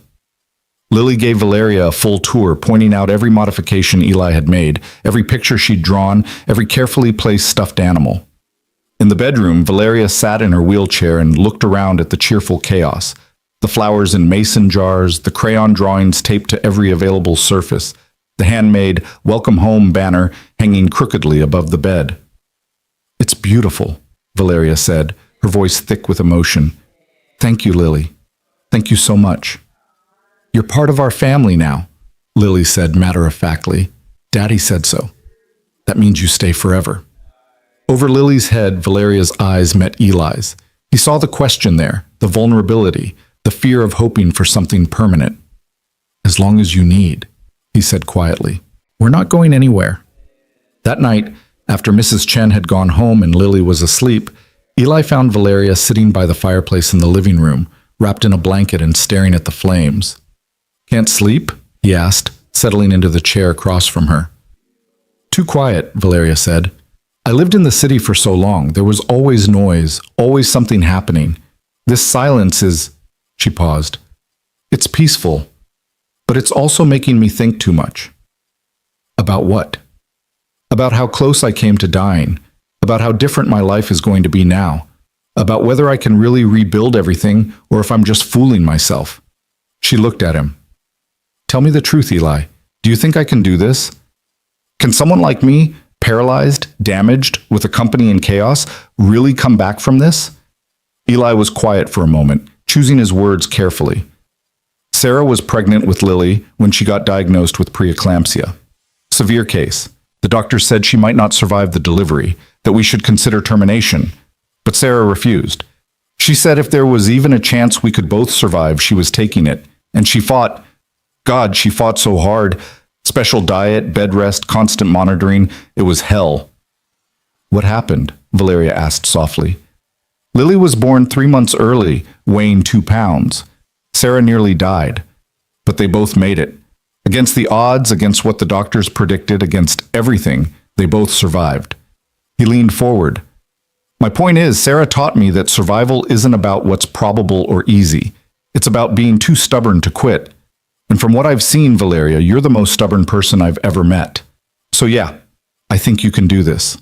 Valeria was crying again, silent tears sliding down her cheeks. "I'm so tired of crying." "Then stop apologizing for it," Eli said. "You're allowed to cry. You're allowed to be scared and angry and overwhelmed. You're allowed to be human. Even CEOs. especially CEOs. They sat together in comfortable silence, watching the fire burn down to embers. Outside, the November wind rattled the windows, but inside the farmhouse was warm and safe, and full of the kind of peace that comes from knowing you're exactly where you need to be. "Eli," Valeria said eventually, "thank you for all of this, for carrying me out of that ditch, for believing in me, for giving me a place to heal. I don't know how I'll ever repay you." "You don't need to repay me," Eli said. "We're just helping each other survive. That's what people do." "Is it?" Valeria asked. "Because in my experience, most people only help if there's something in it for them." "Then you've been around the wrong people," Eli said simply. Valeria smiled, a real smile, tired but genuine. "Maybe I have, but I'm around the right people now." Later, as Eli lay in bed staring at the ceiling, he thought about the strange turn his life had taken. 3 weeks ago, he'd been a broke carpenter walking to a job he desperately needed. His world shrunk down to the simple math of survival. Now he was sharing his home with a billionaire CEO, caught up in murder trials and corporate intrigue, his daughter forming attachments to a woman who might leave as soon as she was strong enough. It should have terrified him. The uncertainty, the complexity, the very real danger that still lurked in the shadows of Valeria's world. But instead, he felt something he hadn't felt in 2 years. He felt alive. He felt purposeful. He felt like maybe, just maybe, there was a future worth building toward. Down the hall, in the room that had once been Sarah's sewing space, Valeria Cross lay awake in a bed surrounded by stuffed animals and crayon drawings, staring at the dark ceiling and thinking about second chances. About the carpenter who'd saved her life without asking for anything in return. About the little girl who'd welcomed her into their broken family with such open-hearted generosity. About whether someone like her, someone who'd spent her whole life fighting for power and control, could learn to simply accept kindness without suspicion. She didn't have the answer yet. But for the first time since she'd woken up in that hospital bed, she felt something other than fear or rage or exhaustion. She felt hope. And that, she thought as she finally drifted off to sleep, was enough for now. The first morning at the farmhouse, Valeria woke to the sound of chickens. For a moment, disoriented in the unfamiliar room with its slanted ceiling and pale morning light, she thought she was dreaming. Then she remembered. The hospital discharge, the media circus, Eli's quiet offer of refuge. She was in a farmhouse in the middle of nowhere, sharing space with a widowed carpenter and his 6-year-old daughter, hiding from assassins and corporate vultures while her body slowly remembered how to heal. She sat up carefully, testing the pain levels in her ribs and back. Better than yesterday. Worse than she wanted. The wheelchair waited beside the bed like a silent reminder of everything she'd lost, and for a moment the familiar wave of despair threatened to pull her under. Then she heard Lily's laugh from somewhere outside, bright and uninhibited, and the despair receded slightly. Getting into the wheelchair was still a struggle. Her physical therapist at the hospital had taught her the technique, but theory and practice were different beasts. By the time she'd managed the transfer, she was sweating and breathless and furious at her own weakness. But she was up. That had to count for something.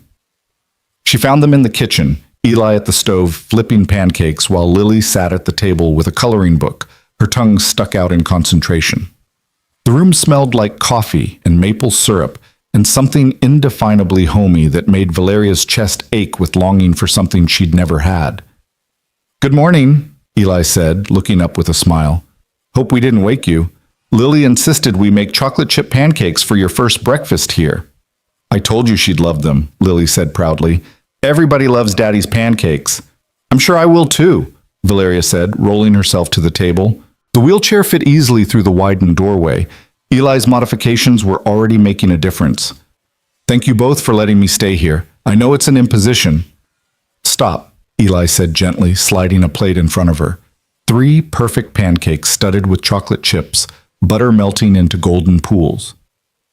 "You're not an imposition. You're our guest, and guests don't apologize for existing." Valeria looked down at the pancakes. So simple, so ordinary, so far removed from the catered meals and business lunches that had defined her life for so long. Her eyes burned with unexpected tears.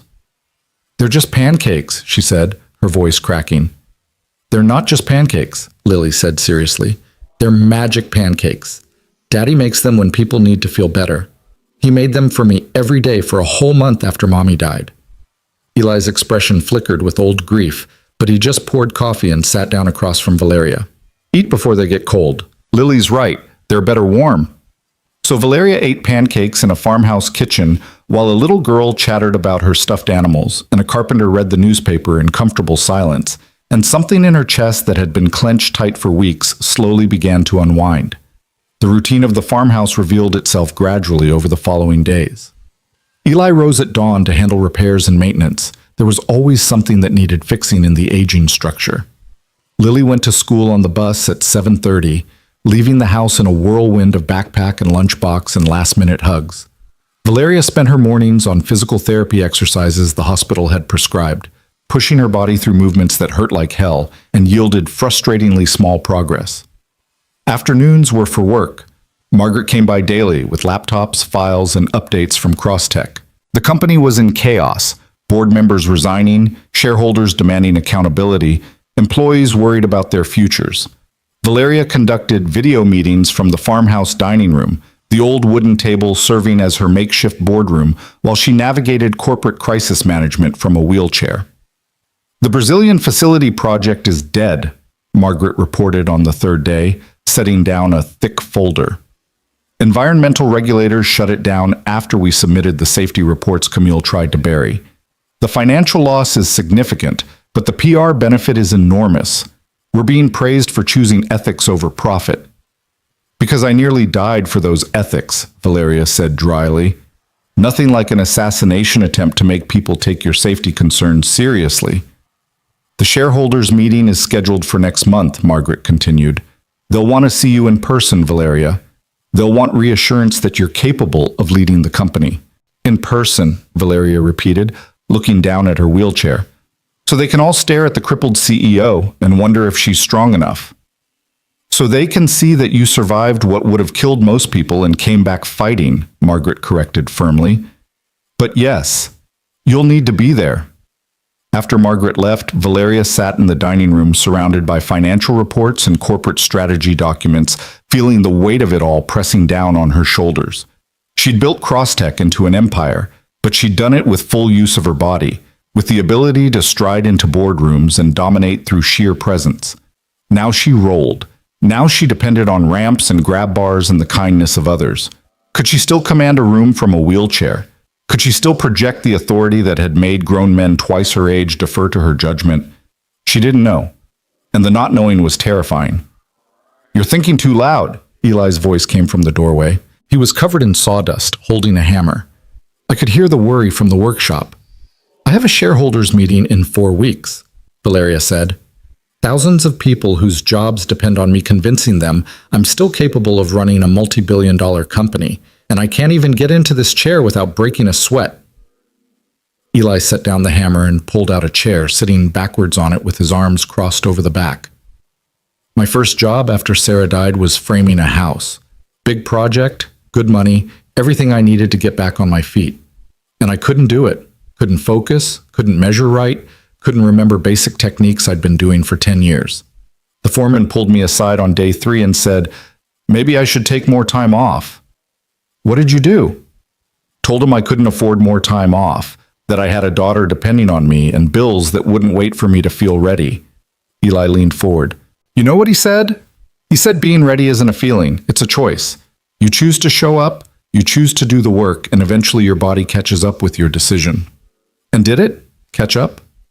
Eventually. Took longer than I wanted, but yeah. He met her eyes.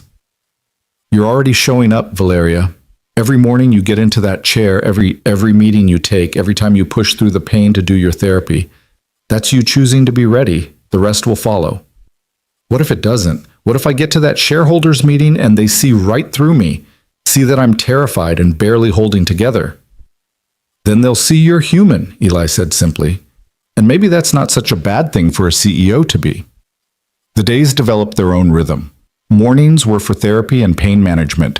Afternoons were for corporate firefighting. Evenings belonged to Lily, who decided that Valeria needed to know everything about everything. Her favorite colors, her best friends at school, The complex political dynamics of first-grade recess, and the ongoing adventures of her stuffed animal kingdom. Mr. Pickles is the king, Lily explained one evening, arranging her stuffed animals on Valeria's bed. But Princess Buttercup is actually in charge because she's smarter. Mr. Whiskers is the knight who protects everyone, and Captain Fluffy Pants is the pirate who's secretly good but pretends to be bad. That's quite a story, Valeria said, genuinely charmed. Do they have adventures? All the time. Want to hear about when they fought the dragon who was actually just scared and needed a friend? So Valeria listened to elaborate tales spun with 6-year-old logic and complete sincerity, and found herself more engaged than she'd been in most board meetings.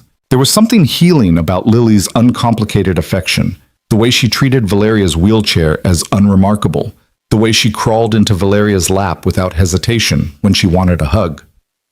One evening, as Lily dozed against her shoulder during story time, Valeria looked up to find Eli watching them from the doorway.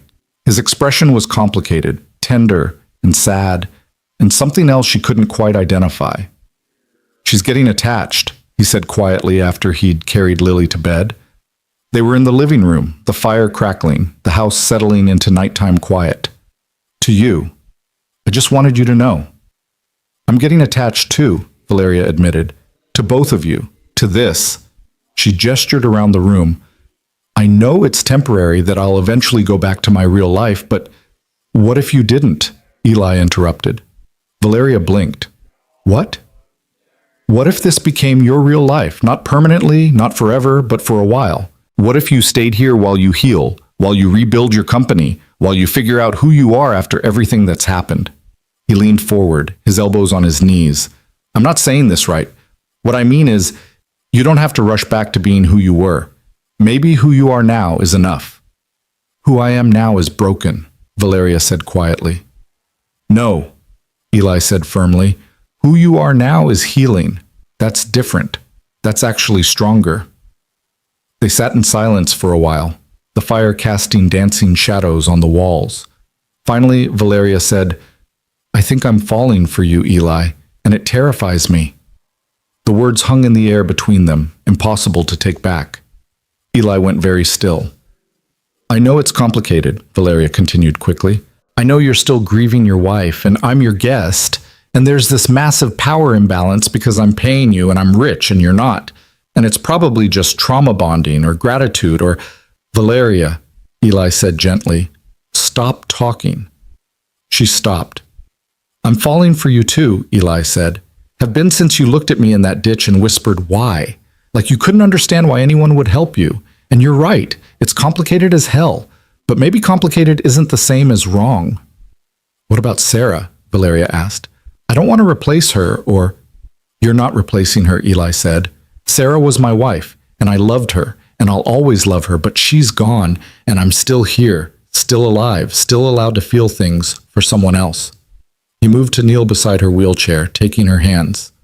I'm scared too. Terrified, actually, of messing this up, of hurting you, of failing Lily if this goes wrong. But I'm also tired of being scared all the time, tired of just surviving instead of living.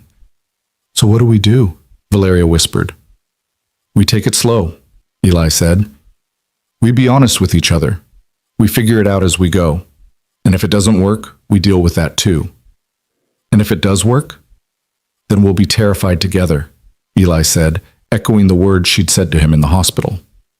How's that sound? Valeria laughed through tears and pulled him closer, resting her forehead against his. It sounds perfect. Their first kiss happened 3 days later, on a Sunday morning when Lily was at Mrs. Chen's house learning to make dumplings. Eli had been helping Valeria with her physical therapy exercises, supporting her weight as she practiced standing with the parallel bars he'd installed in her room, when she'd lost her balance and fallen forward into his arms. Sorry, she gasped, embarrassed. I thought I had it that time. You almost did, Eli said, holding her steady. You're getting stronger every day. She looked up at him, at his kind eyes and worn face, and the patient strength that had carried her out of hell, and couldn't help herself. She kissed him. Just a brief press of lips, tentative and questioning. Eli went still for a heartbeat. Then he was kissing her back, one hand cupping her face while the other supported her weight, and it was gentle and careful and perfect. When they pulled apart, both breathing hard, Valeria said, "Was that okay?" "That was more than okay," Eli said. "Can we do it again?" They did. And this time it was deeper, more certain, a promise of something neither of them quite dared to name yet. When they finally broke apart, Eli helped her back into her wheelchair with hands that shook slightly. "We should probably talk about this," he said. "Probably," Valeria agreed. "But maybe later? Right now I just want to enjoy feeling something other than pain or fear." "I can work with that," Eli said, and kissed her again. The weeks that followed were a strange blend of domesticity and crisis management. Valeria ran her company from the farmhouse dining room while also learning to make grilled cheese sandwiches with Lily. She conducted strategy sessions with her legal team while wearing comfortable clothes that would have horrified her Manhattan stylist. She reviewed quarterly reports in the evening while Eli read bedtime stories to Lily in the next room, his voice a comforting rumble through the walls. The trial date for Camille and the corrupt board members was set for early December. ADA Walsh called regularly with updates. Camille had hired an aggressive defense team and was planning to claim Valeria had staged the whole thing for sympathy and corporate advantage. It was absurd, offensive, and according to Walsh, completely predictable. "She's going to try to paint you as unstable," Walsh explained during one visit. "Use your paralysis as evidence that you're not competent to testify. It won't work. We have too much evidence, but it's going to be ugly." "Let it be ugly," Valeria said coldly. "I want a jury to see exactly what she did to me. I want them to understand that she ordered me beaten and paralyzed for money." The shareholders' meeting loomed closer. Margaret worked with Valeria on her presentation, refining the message. Crosstech was stronger than ever, committed to ethics and safety, and positioned for long-term growth under Valeria's continued leadership. They practiced her entrance, rolling into the conference room with confidence, making eye contact, projecting authority from a seated position. "You've got this," Margaret said after a particularly good practice run. "You're going to walk in there, well, roll in there, and remind them why you built this company in the first place." But doubt crept in during the quiet moments. Late at night, when pain kept her awake, and fear whispered that she'd lost everything that mattered. During therapy sessions when her body refused to cooperate, when the simplest movements required exhausting effort. In the mirror when she saw the scars, the wheelchair, the visible evidence of her vulnerability. Eli found her crying in the bathroom one night, 2 weeks before the shareholders' meeting. "Hey," he said softly, kneeling beside the wheelchair. "Talk to me." "I can't do this," Valeria said through tears. "I can't stand in front of thousands of people. I can't even stand, period. And convince them I'm strong enough to lead. I'm not strong enough. I'm barely holding together." "You carried a company through corporate conspiracy and assassination attempts," Eli said. "You faced down the people who tried to kill you from a hospital bed. You're rebuilding everything while learning to live in a body that doesn't work the way it used to. If that's not strength, I don't know what is." But what if they don't see it that way? What if they just see someone broken who can't hack it anymore? Eli was quiet for a moment, thinking. Then he said, "After Sarah died, I had to take Lily to her first day of kindergarten, and I broke down in the parking lot, just completely fell apart. Couldn't stop crying, couldn't pull myself together. All the other parents were staring, and I was sure they were thinking what a mess I was, what a failure of a father." "What happened?" "Another single dad came over, guy whose wife had left him, and he said, 'Shora, brother, anyone who judges you for crying isn't worth impressing. The only thing that matters is that you showed up for your kid.' Then he helped me walk Lily to her classroom, and we became friends." Eli took Valeria's hands. "My point is, the shareholders who matter, the ones who understand what leadership actually means, they're going to see your strength. The ones who don't? Screw them. They were never worth impressing anyway." Valeria laughed despite her tears. "You're very wise for a carpenter." "I'm very wise, period," Eli said with mock offense. "The carpenter thing is just my cover." She pulled him closer and kissed him, a long, slow kiss that tasted like salt and hope, and the complicated mess of falling in love while your life was falling apart. "Stay with me tonight?" she asked when they pulled apart. "Just to sleep. I don't want to be alone." So Eli stayed, stretched out on top of the covers while Valeria lay beside him, and they talked in the dark about everything and nothing until she finally drifted off. He watched her sleep for a while, this fierce, brilliant woman who'd survived hell and was still fighting, and wondered how his life had become this. How a walk through fog to a job he never made it to had led to this moment, this person, this completely unexpected second chance at something like happiness. The night before the shareholders' meeting, the farmhouse was full of controlled chaos. Margaret had brought Valeria's business wardrobe, tailored suits and silk blouses that seemed absurdly formal in the rustic setting. Lily helped pick jewelry, insisting that Valeria needed something sparkly to be brave. Mrs. Chen cooked enough food to feed an army, muttering in Cantonese about how Valeria needed strength for battle. Eli found Valeria in her room, staring at her reflection in the full-length mirror he'd installed. She was dressed in a charcoal suit with a crimson blouse, her hair pulled back, her makeup flawless.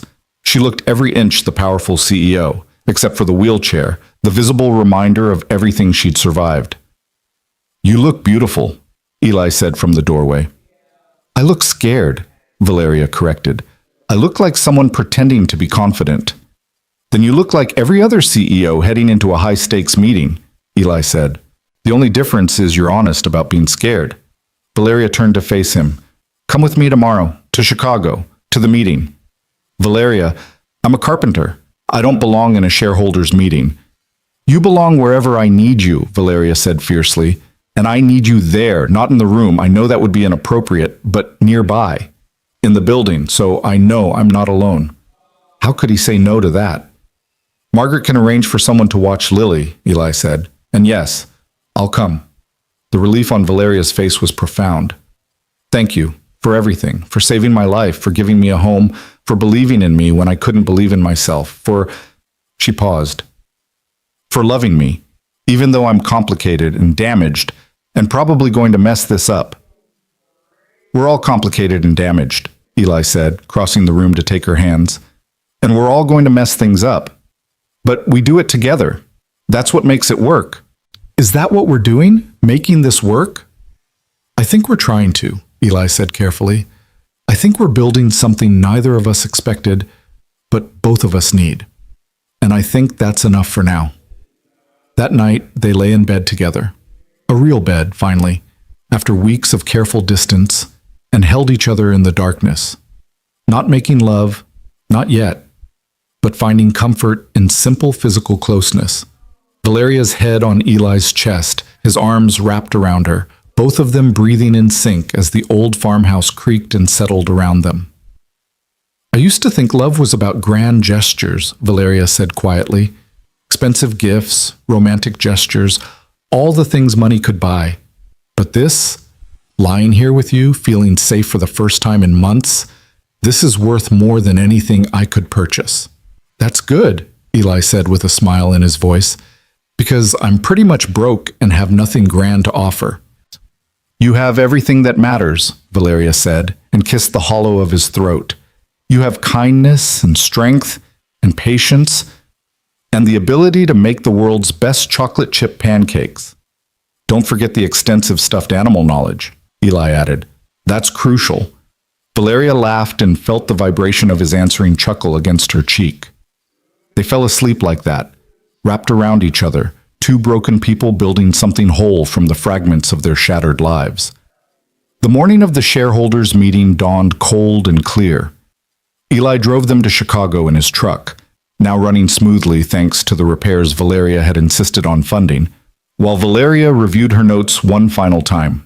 Margaret had gone ahead to ensure everything was prepared, and she met them in the Crosstech headquarters parking garage with a security team and a wheelchair-accessible van.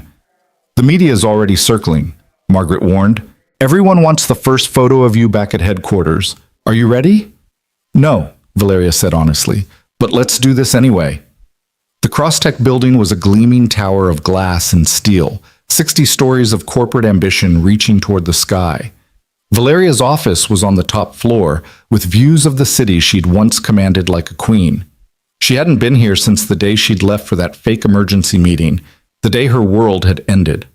Now she was rolling through the lobby while employees stopped to stare, some with sympathy, others with barely concealed doubt. Could their CEO really lead from a wheelchair? Could she really be the same fierce leader who'd built this empire? Valeria kept her head high and her expression calm, even as her heart hammered against her ribs. The shareholders' meeting was in the main auditorium, capacity 2,000. Every seat was filled. Valeria waited in the wings while the board chairman, a new appointment, carefully vetted after Richard Voss's arrest, gave the opening remarks. Beside her, Margaret adjusted her suit jacket one last time. "You've got this," Margaret whispered. "Remember, they're not judging your body. They're judging your leadership, and your leadership is impeccable." "Ms. Cross," the chairman's voice boomed through the sound system. "Would you please join us?" This was it. The moment that would define whether she still had a company or whether the vultures circling her paralyzed body would finally pick her empire clean. Valeria took a breath, squared her shoulders, and rolled onto the stage. The auditorium fell silent. 2,000 pairs of eyes fixed on her wheelchair, her scarred hands, her visible vulnerability. For a moment, Valeria felt the weight of their judgment, their doubt, their pity. Then she saw Eli standing at the back of the auditorium where he'd promised to wait. He caught her eye and nodded, a simple gesture of faith that steadied her more than any corporate strategy ever could. Valeria rolled to the podium, adjusted the microphone, and began to speak. 3 weeks ago, my stepsister and 3 members of my board attempted to have me murdered because I refused to compromise worker safety for profit margins. They beat me, paralyzed me, and left me to die in a roadside ditch. They assumed I was too weak to fight back, too broken to rebuild, too damaged to lead. She paused, letting the words settle over the crowd. They were wrong. And then she told them everything, the conspiracy, the assassination attempt, the systematic corruption she'd been fighting against. She showed them the evidence, the financial projections, the plans for moving Crosstech forward with integrity at its core. She spoke with passion and precision about safety standards, ethical practices, and long-term sustainable growth. She spoke as a leader, as a survivor, as someone who refused to let trauma define her. When she finished, the auditorium was silent. Then one person stood and began to clap. Then another. Then a wave of applause swept through the crowd, building until it was thunderous, until 2,000 people were on their feet giving her a standing ovation that lasted 3 full minutes. Valeria sat in her wheelchair on that stage and let the applause wash over her. Let it fill the hollow places where doubt had lived. Let it remind her that survival was its own kind of victory. When the meeting ended and the votes were tallied, the result was unanimous. Valeria Cross would remain CEO of Crosstech Industries, with full board support and a renewed mandate to lead the company into its next phase of growth. She'd won, not just the vote, but something bigger.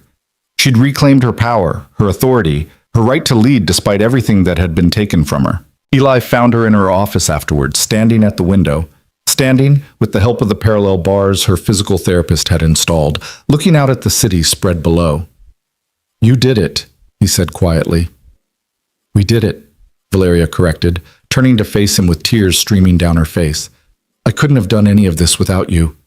He crossed the room and pulled her into his arms, and she let herself break down completely, sobbing against his chest while he held her steady and whispered that she was strong, she was brave, she was enough. "Take me home, Eli," she said when the tears finally stopped. "Not to my penthouse. Home. To the farmhouse. To Lily and Mrs. Chen and that ridiculous falling apart porch. That's where I want to be." "Then that's where we'll go," Eli promised, and he kept that promise, driving them back through the city and into the countryside as the sun set in streaks of orange and gold. They arrived at the farmhouse to find Lily and Mrs. Chen waiting on the porch, and Lily came running down the ramp shouting, "Did you win? Did you beat the bad guys?" "I won," Valeria said, catching Lily in a fierce hug. "We all won." That night, as they sat around the dinner table, Valeria and Eli and Lily and Mrs. Chen sharing a simple meal in a house that was becoming home, Valeria felt something she hadn't felt in years. She felt peace. She felt hope. She felt like maybe, just maybe, she was exactly where she was supposed to be. With people who loved her not for her money or her power, but simply because she was Valeria. Broken, healing, fighting, surviving Valeria. and that was more than enough. Winter came to the farmhouse with the kind of gentle inevitability that made everything feel both temporary and permanent at once. Snow dusted the fields in late November, turning the world outside into something from a postcard, and inside life settled into a rhythm that felt dangerously close to normal. Dangerous because Valeria kept waiting for it to shatter, for reality to intrude and remind her that CEOs didn't belong in falling down farmhouses with carpenters and their daughters, that this strange sanctuary couldn't possibly last. But it did last. Through Thanksgiving, which they celebrated with Mrs. Chen and Margaret, and a turkey that Eli somehow didn't burn despite Valeria's teasing predictions. Through the first real snowfall, when Lily dragged them all outside to build a snowman that leaned precariously to the left. Through the quiet December evenings when Valeria worked from the dining room while Eli repaired the porch and Lily did homework at the kitchen table, the three of them existing in a domestic bubble that felt both foreign and achingly right. The trial was set to begin on December 15th, just 10 days before Christmas. Ada Walsh had called the week before with final preparations, her voice carrying the confidence of someone holding a winning hand. Camille's defense is falling apart, Walsh had said. David Mercer's testimony is damning, and we have the financial records showing payments to the men who attacked you. Unless she takes a plea deal, she's looking at 25 to life. She won't take a deal, Valeria had said with certainty. Camille's too arrogant. She still thinks she can manipulate her way out of this. She'd been right. Camille refused all plea offers, insisting she'd be vindicated at trial. So now Valeria prepared to face her stepsister in court, to sit across a courtroom and describe in clinical detail how Camille had watched her being beaten, had stood over her broken body, and promised to take good care of the company Valeria had built. The night before the trial, Valeria couldn't sleep. She lay in bed staring at the ceiling while Eli breathed steadily beside her, his arm draped across her waist in a protective gesture that had become habitual. They'd been sharing a bed for 3 weeks now, finding comfort and closeness, even when physical intimacy was limited by her injuries and pain levels. It was enough just to be near him, to feel his warmth and steady presence. "You're thinking too loud again," Eli murmured without opening his eyes. "Sorry, didn't mean to wake you." "You didn't. I've been awake too." He shifted to face her in the darkness. "Talk to me. What's going on in that brilliant, terrifying brain of yours?"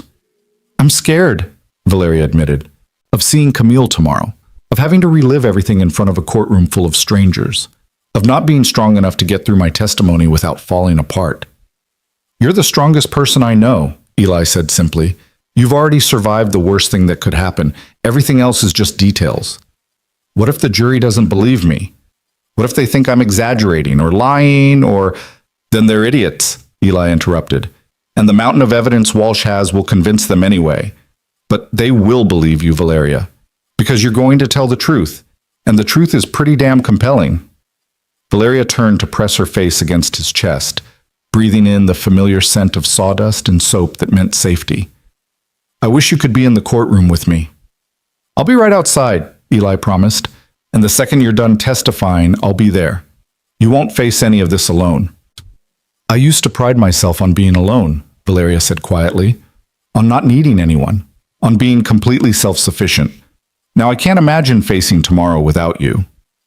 "That's not weakness," Eli said, pressing a kiss to her forehead. "That's just being human. We're not meant to do the hard things alone." The courthouse was an imposing stone building in downtown Chicago, all columns and marble steps that would have been impossible for Valeria to navigate before Eli had called ahead to ensure wheelchair access. They arrived early, before the media could fully mobilize, and found Walsh waiting in a private conference room with Detective Ramos and Margaret. "How are you feeling?" Walsh asked, her sharp eyes assessing Valeria's composure. "Terrified, furious, ready to watch my stepsister go to prison." Valeria managed a tight smile. "All of the above." "Good. Channel that fury when you testify. The jury needs to see your strength, but they also need to see what this cost you." Walsh pulled out a folder. "Camille's defense is going to attack your credibility. They'll suggest you were unstable before the attack, that your business decisions were erratic, that you have a history of paranoia. Don't let them rattle you. Stick to the facts, answer only what's asked, and remember that we have mountains of evidence supporting everything you say." What about Richard Voss and Patricia Chen? Valeria asked. Are they testifying? Both took plea deals, Ramos said with satisfaction. Reduced sentences in exchange for testimony against Camille. They're going to bury her. The courtroom was packed when they entered. Valeria rolled down the center aisle with Margaret on one side and Walsh on the other, acutely aware of every eye tracking her movement. The wheelchair had become such a natural part of her life at the farmhouse that she sometimes forgot how other people saw it, as evidence of weakness, of vulnerability, of everything that had been taken from her. But then she caught sight of Eli sitting in the gallery, Lily beside him with Mr. Pickles clutched to her chest, and Mrs. Chen on Lily's other side. They'd come. All of them. Her strange, makeshift family had shown up to support her through the hardest day of her life. Valeria straightened her shoulders and rolled to the witness stand with her head held high. Camille sat at the defense table looking immaculate in a navy suit, her blonde hair perfectly styled, her expression one of wounded innocence. She'd lost weight since the arrest, and the effect was to make her look fragile, sympathetic, nothing like the cold-eyed woman who'd orchestrated an assassination. When their eyes met across the courtroom, Camille's mask slipped for just a moment. Valeria saw the hatred there, the rage at being thwarted, and felt a savage satisfaction. Camille had wanted her dead and defeated. Instead, Valeria was here, alive and fighting, about to destroy her stepsister's freedom with nothing but the truth. Walsh's direct examination was thorough and devastating. Valeria described the fake emergency meeting, the drive to the remote cabin, the moment she realized she'd been betrayed. She described the 3 masked men, the systematic beating, Camille's presence throughout. What did your stepsister say to you? Walsh asked. Before they left you in that ditch. Valeria's voice was steady despite the memories threatening to pull her under. She said, "Don't worry, Val. I'll take good care of Crosstech for you." Then she told the men to make sure I was never found. A ripple went through the courtroom. Several jurors leaned forward, their attention fixed on Valeria with expressions ranging from horror to sympathy. "And how did you survive?" Walsh asked gently. "A man named Eli Porter found me the next morning while walking to work. He carried me 3 miles to his home and called for help. He saved my life." Walsh nodded. No further questions. Camille's defense attorney was a sharp-faced man named Thornton who'd built his reputation on shredding witnesses. He approached the stand with the confidence of someone who believed he could break Valeria's testimony. "Ms. Cross, isn't it true that you were under enormous stress in the weeks before this alleged attack?" he began. "I was under the normal stress of running a multi-billion-dollar company," Valeria replied coolly. "And isn't it true that you'd been making increasingly erratic decisions? Killing profitable projects, refusing to listen to board advice, alienating key stakeholders?" "I was refusing to compromise worker safety for profit margins," Valeria corrected. "If that's erratic, then yes, I was being erratic." Thornton smiled like he'd scored a point. "You were also using prescription pain medication at the time, weren't you? For a chronic condition?" "I have a documented pain condition that I manage with appropriate medication prescribed by my doctor. That has nothing to do with... It has everything to do with your credibility," Thornton interrupted. "You were stressed, medicated, and by your own admission, making decisions your board disagreed with. Isn't it possible that your memory of events is confused? That what you think happened isn't what actually occurred?" Valeria's hands clenched on the arms of her wheelchair. She wanted to scream at this man, to make him understand that no amount of medication could make her forget watching her stepsister order her death. But Walsh's earlier advice echoed in her mind. Stick to the facts. Don't let them rattle you. "My memory is perfectly clear," Valeria said. "I remember every moment of that night, every word Camille said, every blow those men landed. Every second I lay in that ditch wondering if I would die there." Her voice rose slightly. "And I especially remember my stepsister's face as she watched them destroy my wheelchair and beat me until I couldn't move. No amount of medication could make me forget that." "But you can't actually prove it was your stepsister who orchestrated this, can you?" Thornton pressed. "You can't prove she gave those orders, can't prove she was even there."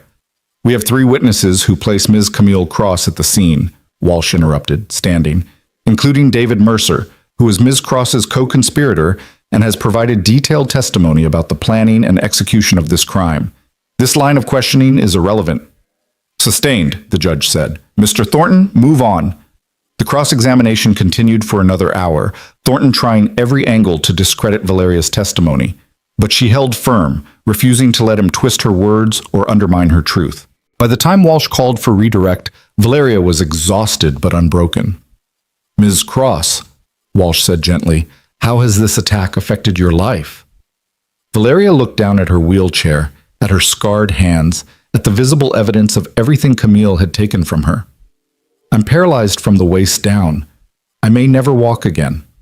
I have chronic pain that makes every day a struggle. I nearly lost my company, my career, everything I'd built. She paused, then looked directly at the jury. But I survived. And I'm rebuilding. And I'm here to make sure my stepsister pays for what she did. When she was finally released from the stand, Eli was there to meet her in the hallway, pulling her into his arms the moment they were out of sight of the courtroom. You were amazing, he said against her hair. So strong, so brave. I wanted to kill him, Valeria said, her voice shaking. That defense attorney.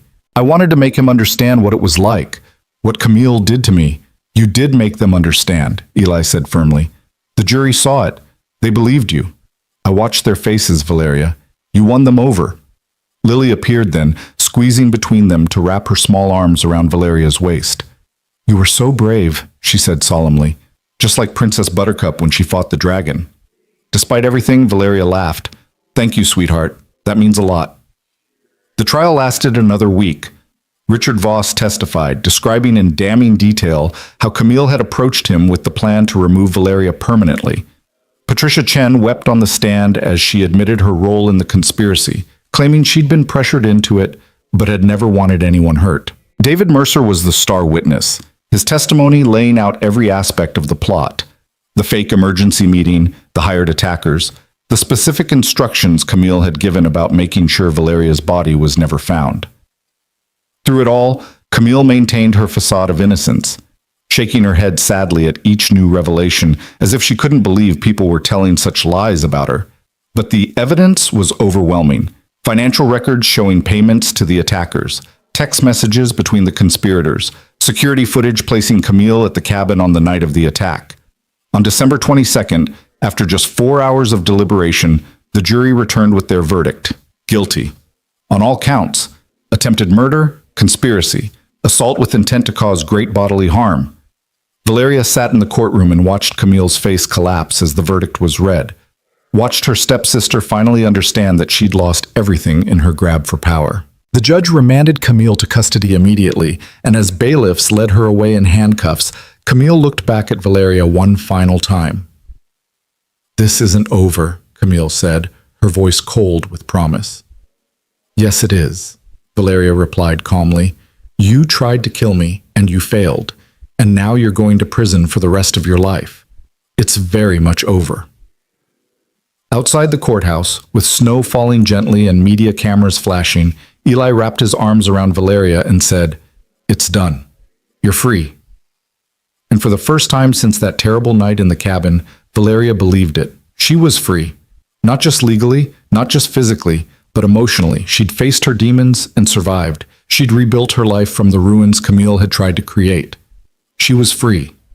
Christmas at the farmhouse was chaotic and perfect. Eli and Lily had decorated with an enthusiasm that made up for any lack of sophistication.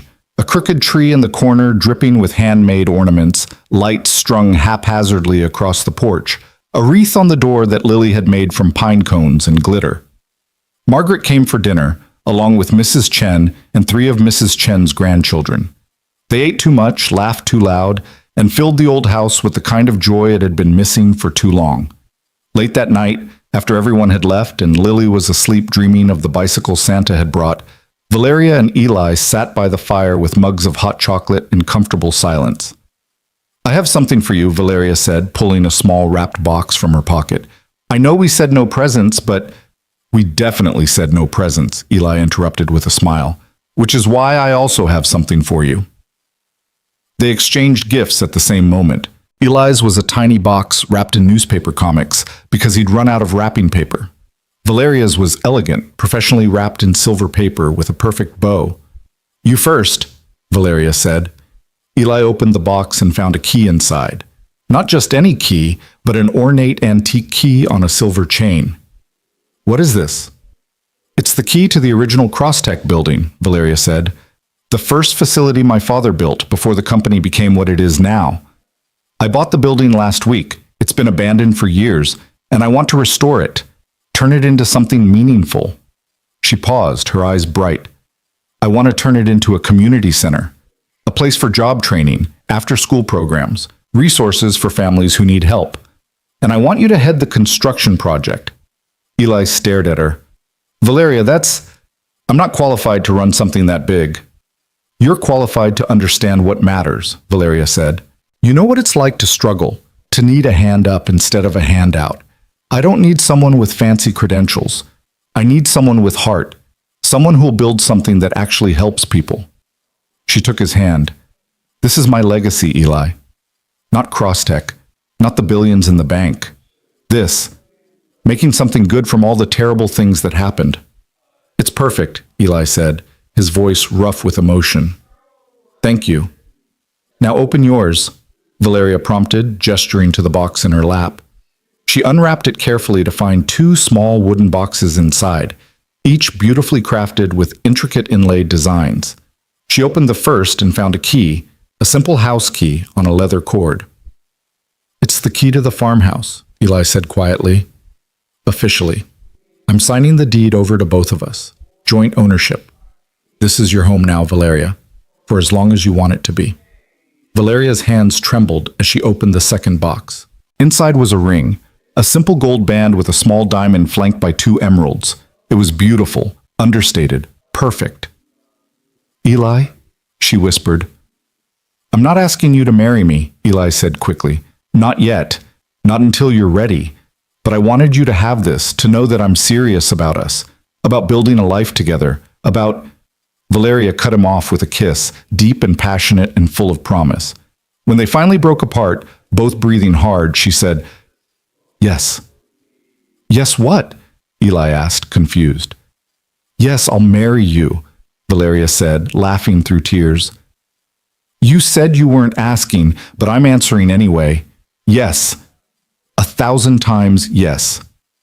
"You're sure?" Eli's voice was raw with hope and fear. "Because it's complicated. You're a billionaire CEO, and I'm a carpenter. You have a whole world in Chicago, and I have this falling apart farmhouse. People are going to talk, are going to say—" "I don't care what people say," Valeria interrupted fiercely. "I don't care about complications or logistics or what makes sense on paper. I care about you, about Lily, about the life we're building here." She held up the ring. "Put it on me." So Eli did, sliding the ring onto her finger with hands that shook slightly. It fit perfectly, like it had been made for her, which of course it had. Eli had spent weeks working with a jeweler, describing exactly what he wanted, using money he'd saved from the salary Valeria was paying him. "The emeralds are for Lily," Eli explained, "her birthstone, because she's part of this too. Part of us." "It's perfect," Valeria said, holding her hand up to the firelight and watching the gems sparkle. "Everything about this is perfect." They made love that night for the first time since the attack, slowly and carefully, learning each other's bodies and boundaries. It was tender and healing and absolutely right, a physical claiming that matched the emotional commitment they'd already made. Afterward, lying tangled together in the darkness, Valeria said, "I have one more gift for you. Well, for us. For all of us." "What is it?" "I'm stepping back from Crosstech. Not leaving entirely, but transitioning to chairwoman of the board. I'm hiring a new CEO to handle day-to-day operations while I focus on the foundation work, the community center, the employee safety initiatives, all the things that actually matter." She propped herself up on one elbow to look at him. "I spent my whole life building an empire, Eli, but empires are cold and lonely. I want to build something warmer, something that makes a difference." "You're sure?" Eli asked. "Crosstech is your legacy." "Crosstech is a company," Valeria corrected. "My legacy is going to be what I do next, the lives I improve, the families I help, the change I make in the world." She kissed him softly. "And the family I build with you. That's the legacy I want. Spring came late that year, the snow lingering into March before finally giving way to mud and green shoots.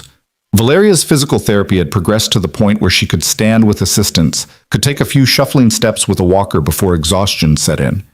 The doctor said she might never walk unassisted, that the spinal damage was too severe. But she was standing, moving, defying the limitations they'd tried to place on her.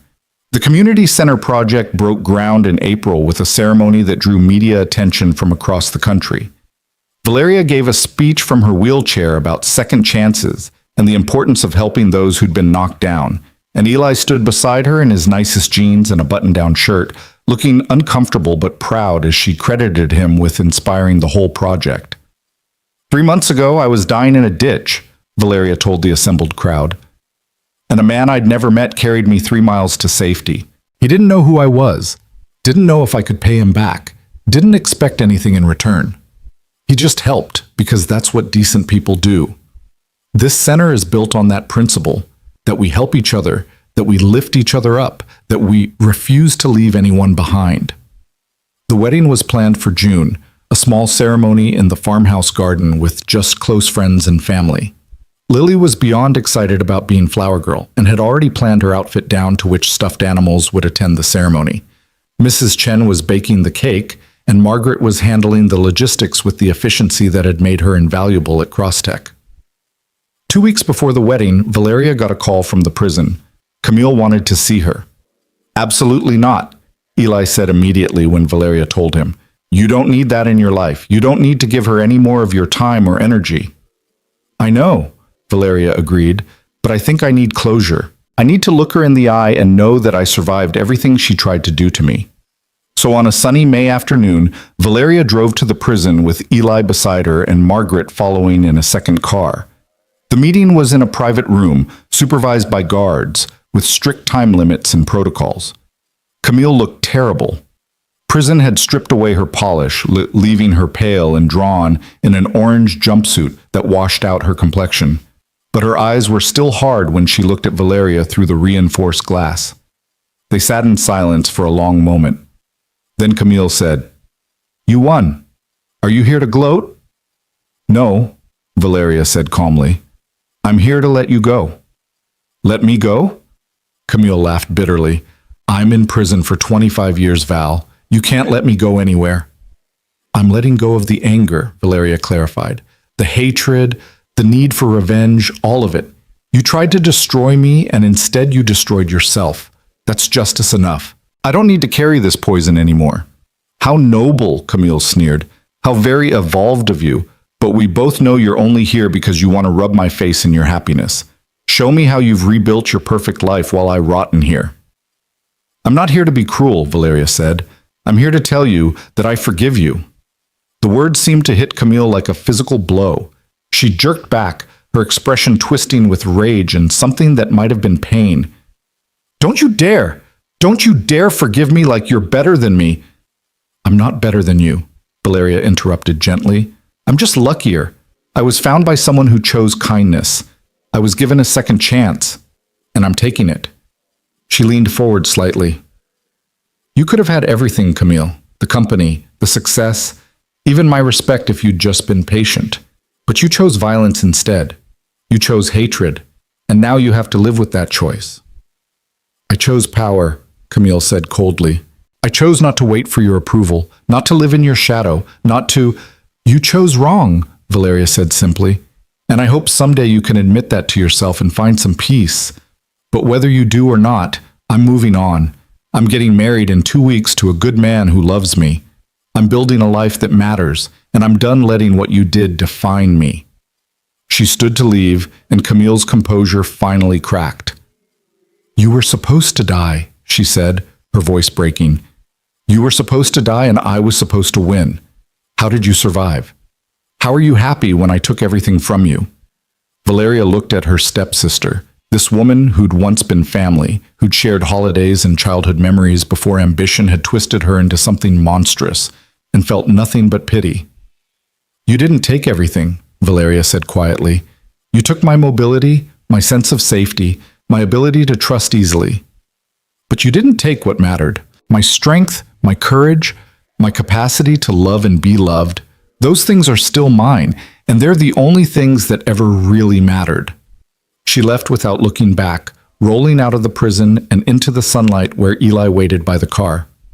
"How do you feel?" he asked, helping her transfer into the passenger seat. "Free," Valeria said, and meant it. Finally, completely free. The wedding day dawned clear and perfect, the kind of June morning that made you believe in magic.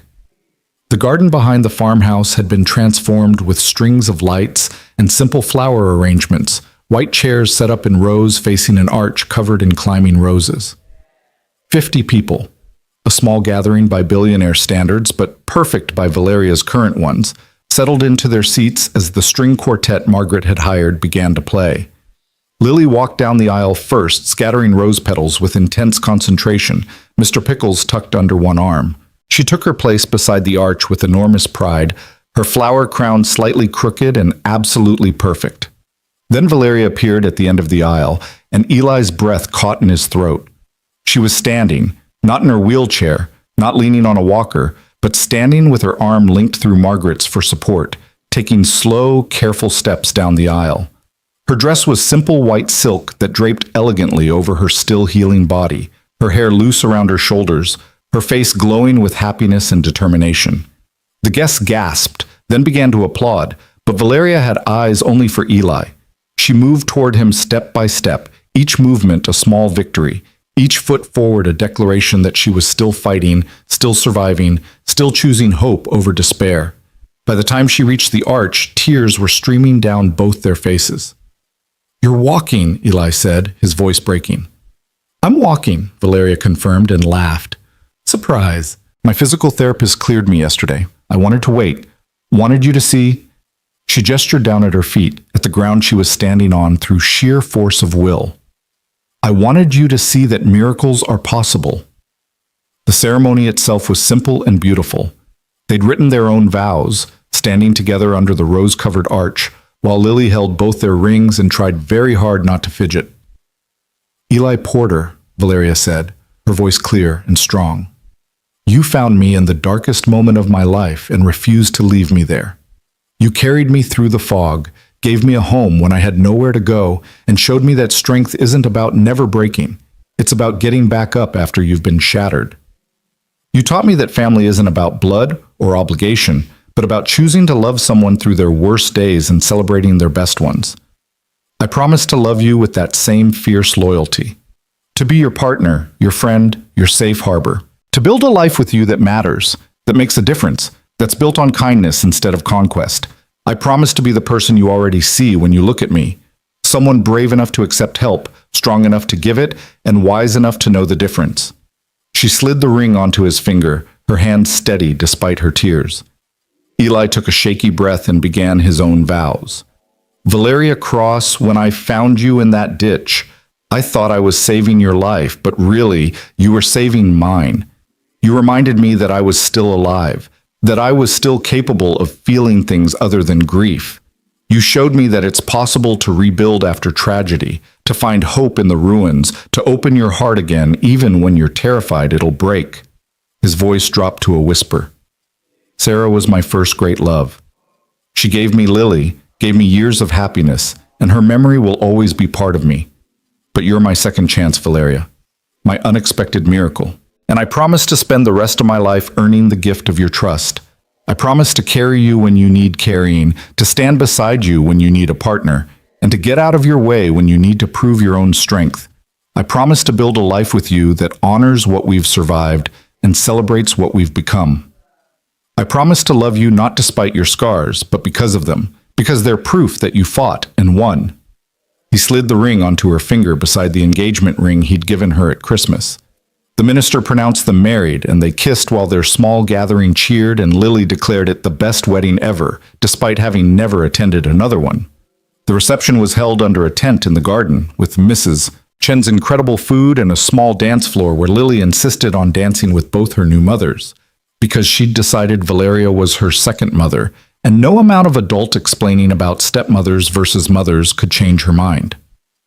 Late in the evening, as the party wound down and the last guest departed, Eli found Valeria sitting in her wheelchair at the edge of the garden, looking out over the darkening fields.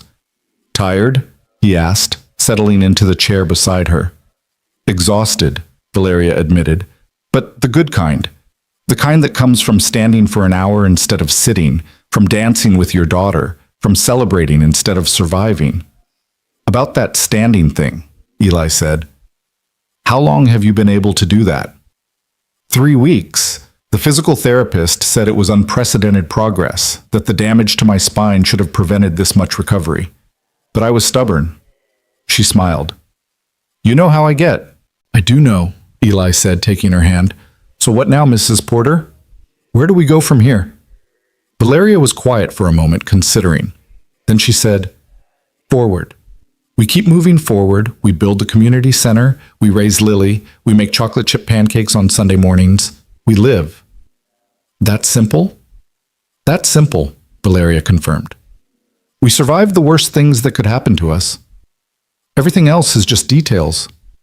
They sat together in the gathering darkness, watching fireflies begin to dance across the fields, and Valeria thought about the journey that had brought her here. From a ditch where she'd nearly died to a garden where she'd married the man who saved her life.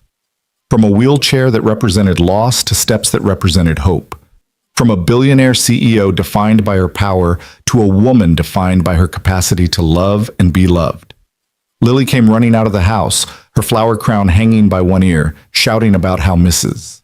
Chen had saved cake for breakfast tomorrow. She climbed into Valeria's lap with the unself-conscious ease of a child who had never known a time when her second mother couldn't hold her. "Did you have a good wedding?" Lily asked seriously.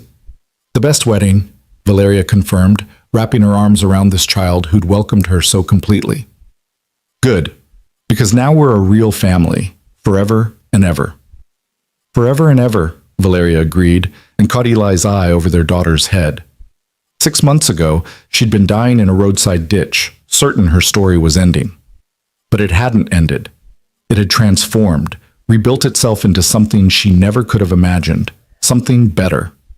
She thought about the coordinates Eli had engraved on the inside of her wedding ring, the exact location of Highway 47 where he'd found her, the place where everything had ended and begun simultaneously, where death had met rescue, where despair had encountered hope, where a broken woman and a grieving man had started building something neither of them knew they needed. The road to love, Valeria thought, sometimes really does begin in a ditch. Sometimes the miracle isn't being found, but daring to reach for someone else in the fog. Sometimes you have to lose everything before you can understand what really matters.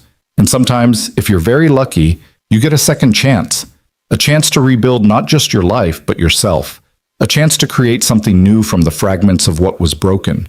A chance to discover that the strongest foundations are built not on power or money or control, but on kindness, courage, and the simple choice to not leave anyone behind. As the stars came out over the farmhouse and Lily fell asleep in Valeria's lap and Eli held them both close, Valeria Cross Porter finally understood what it meant to be truly wealthy. Not in money or success or corporate empires, but in the things that couldn't be taken away: love, family, hope, and the absolute certainty that she was exactly where she was supposed to be. Home, whole, healed, and ready for whatever came next, because she knew with absolute certainty that she wouldn't face it alone. The fog had lifted, the storm had passed, and in its wake, something beautiful had grown. Sometimes, Valeria thought as she drifted off to sleep in her husband's arms, the most important thing you can do is survive. And sometimes survival is just the beginning of the story. The rest is about learning how to live.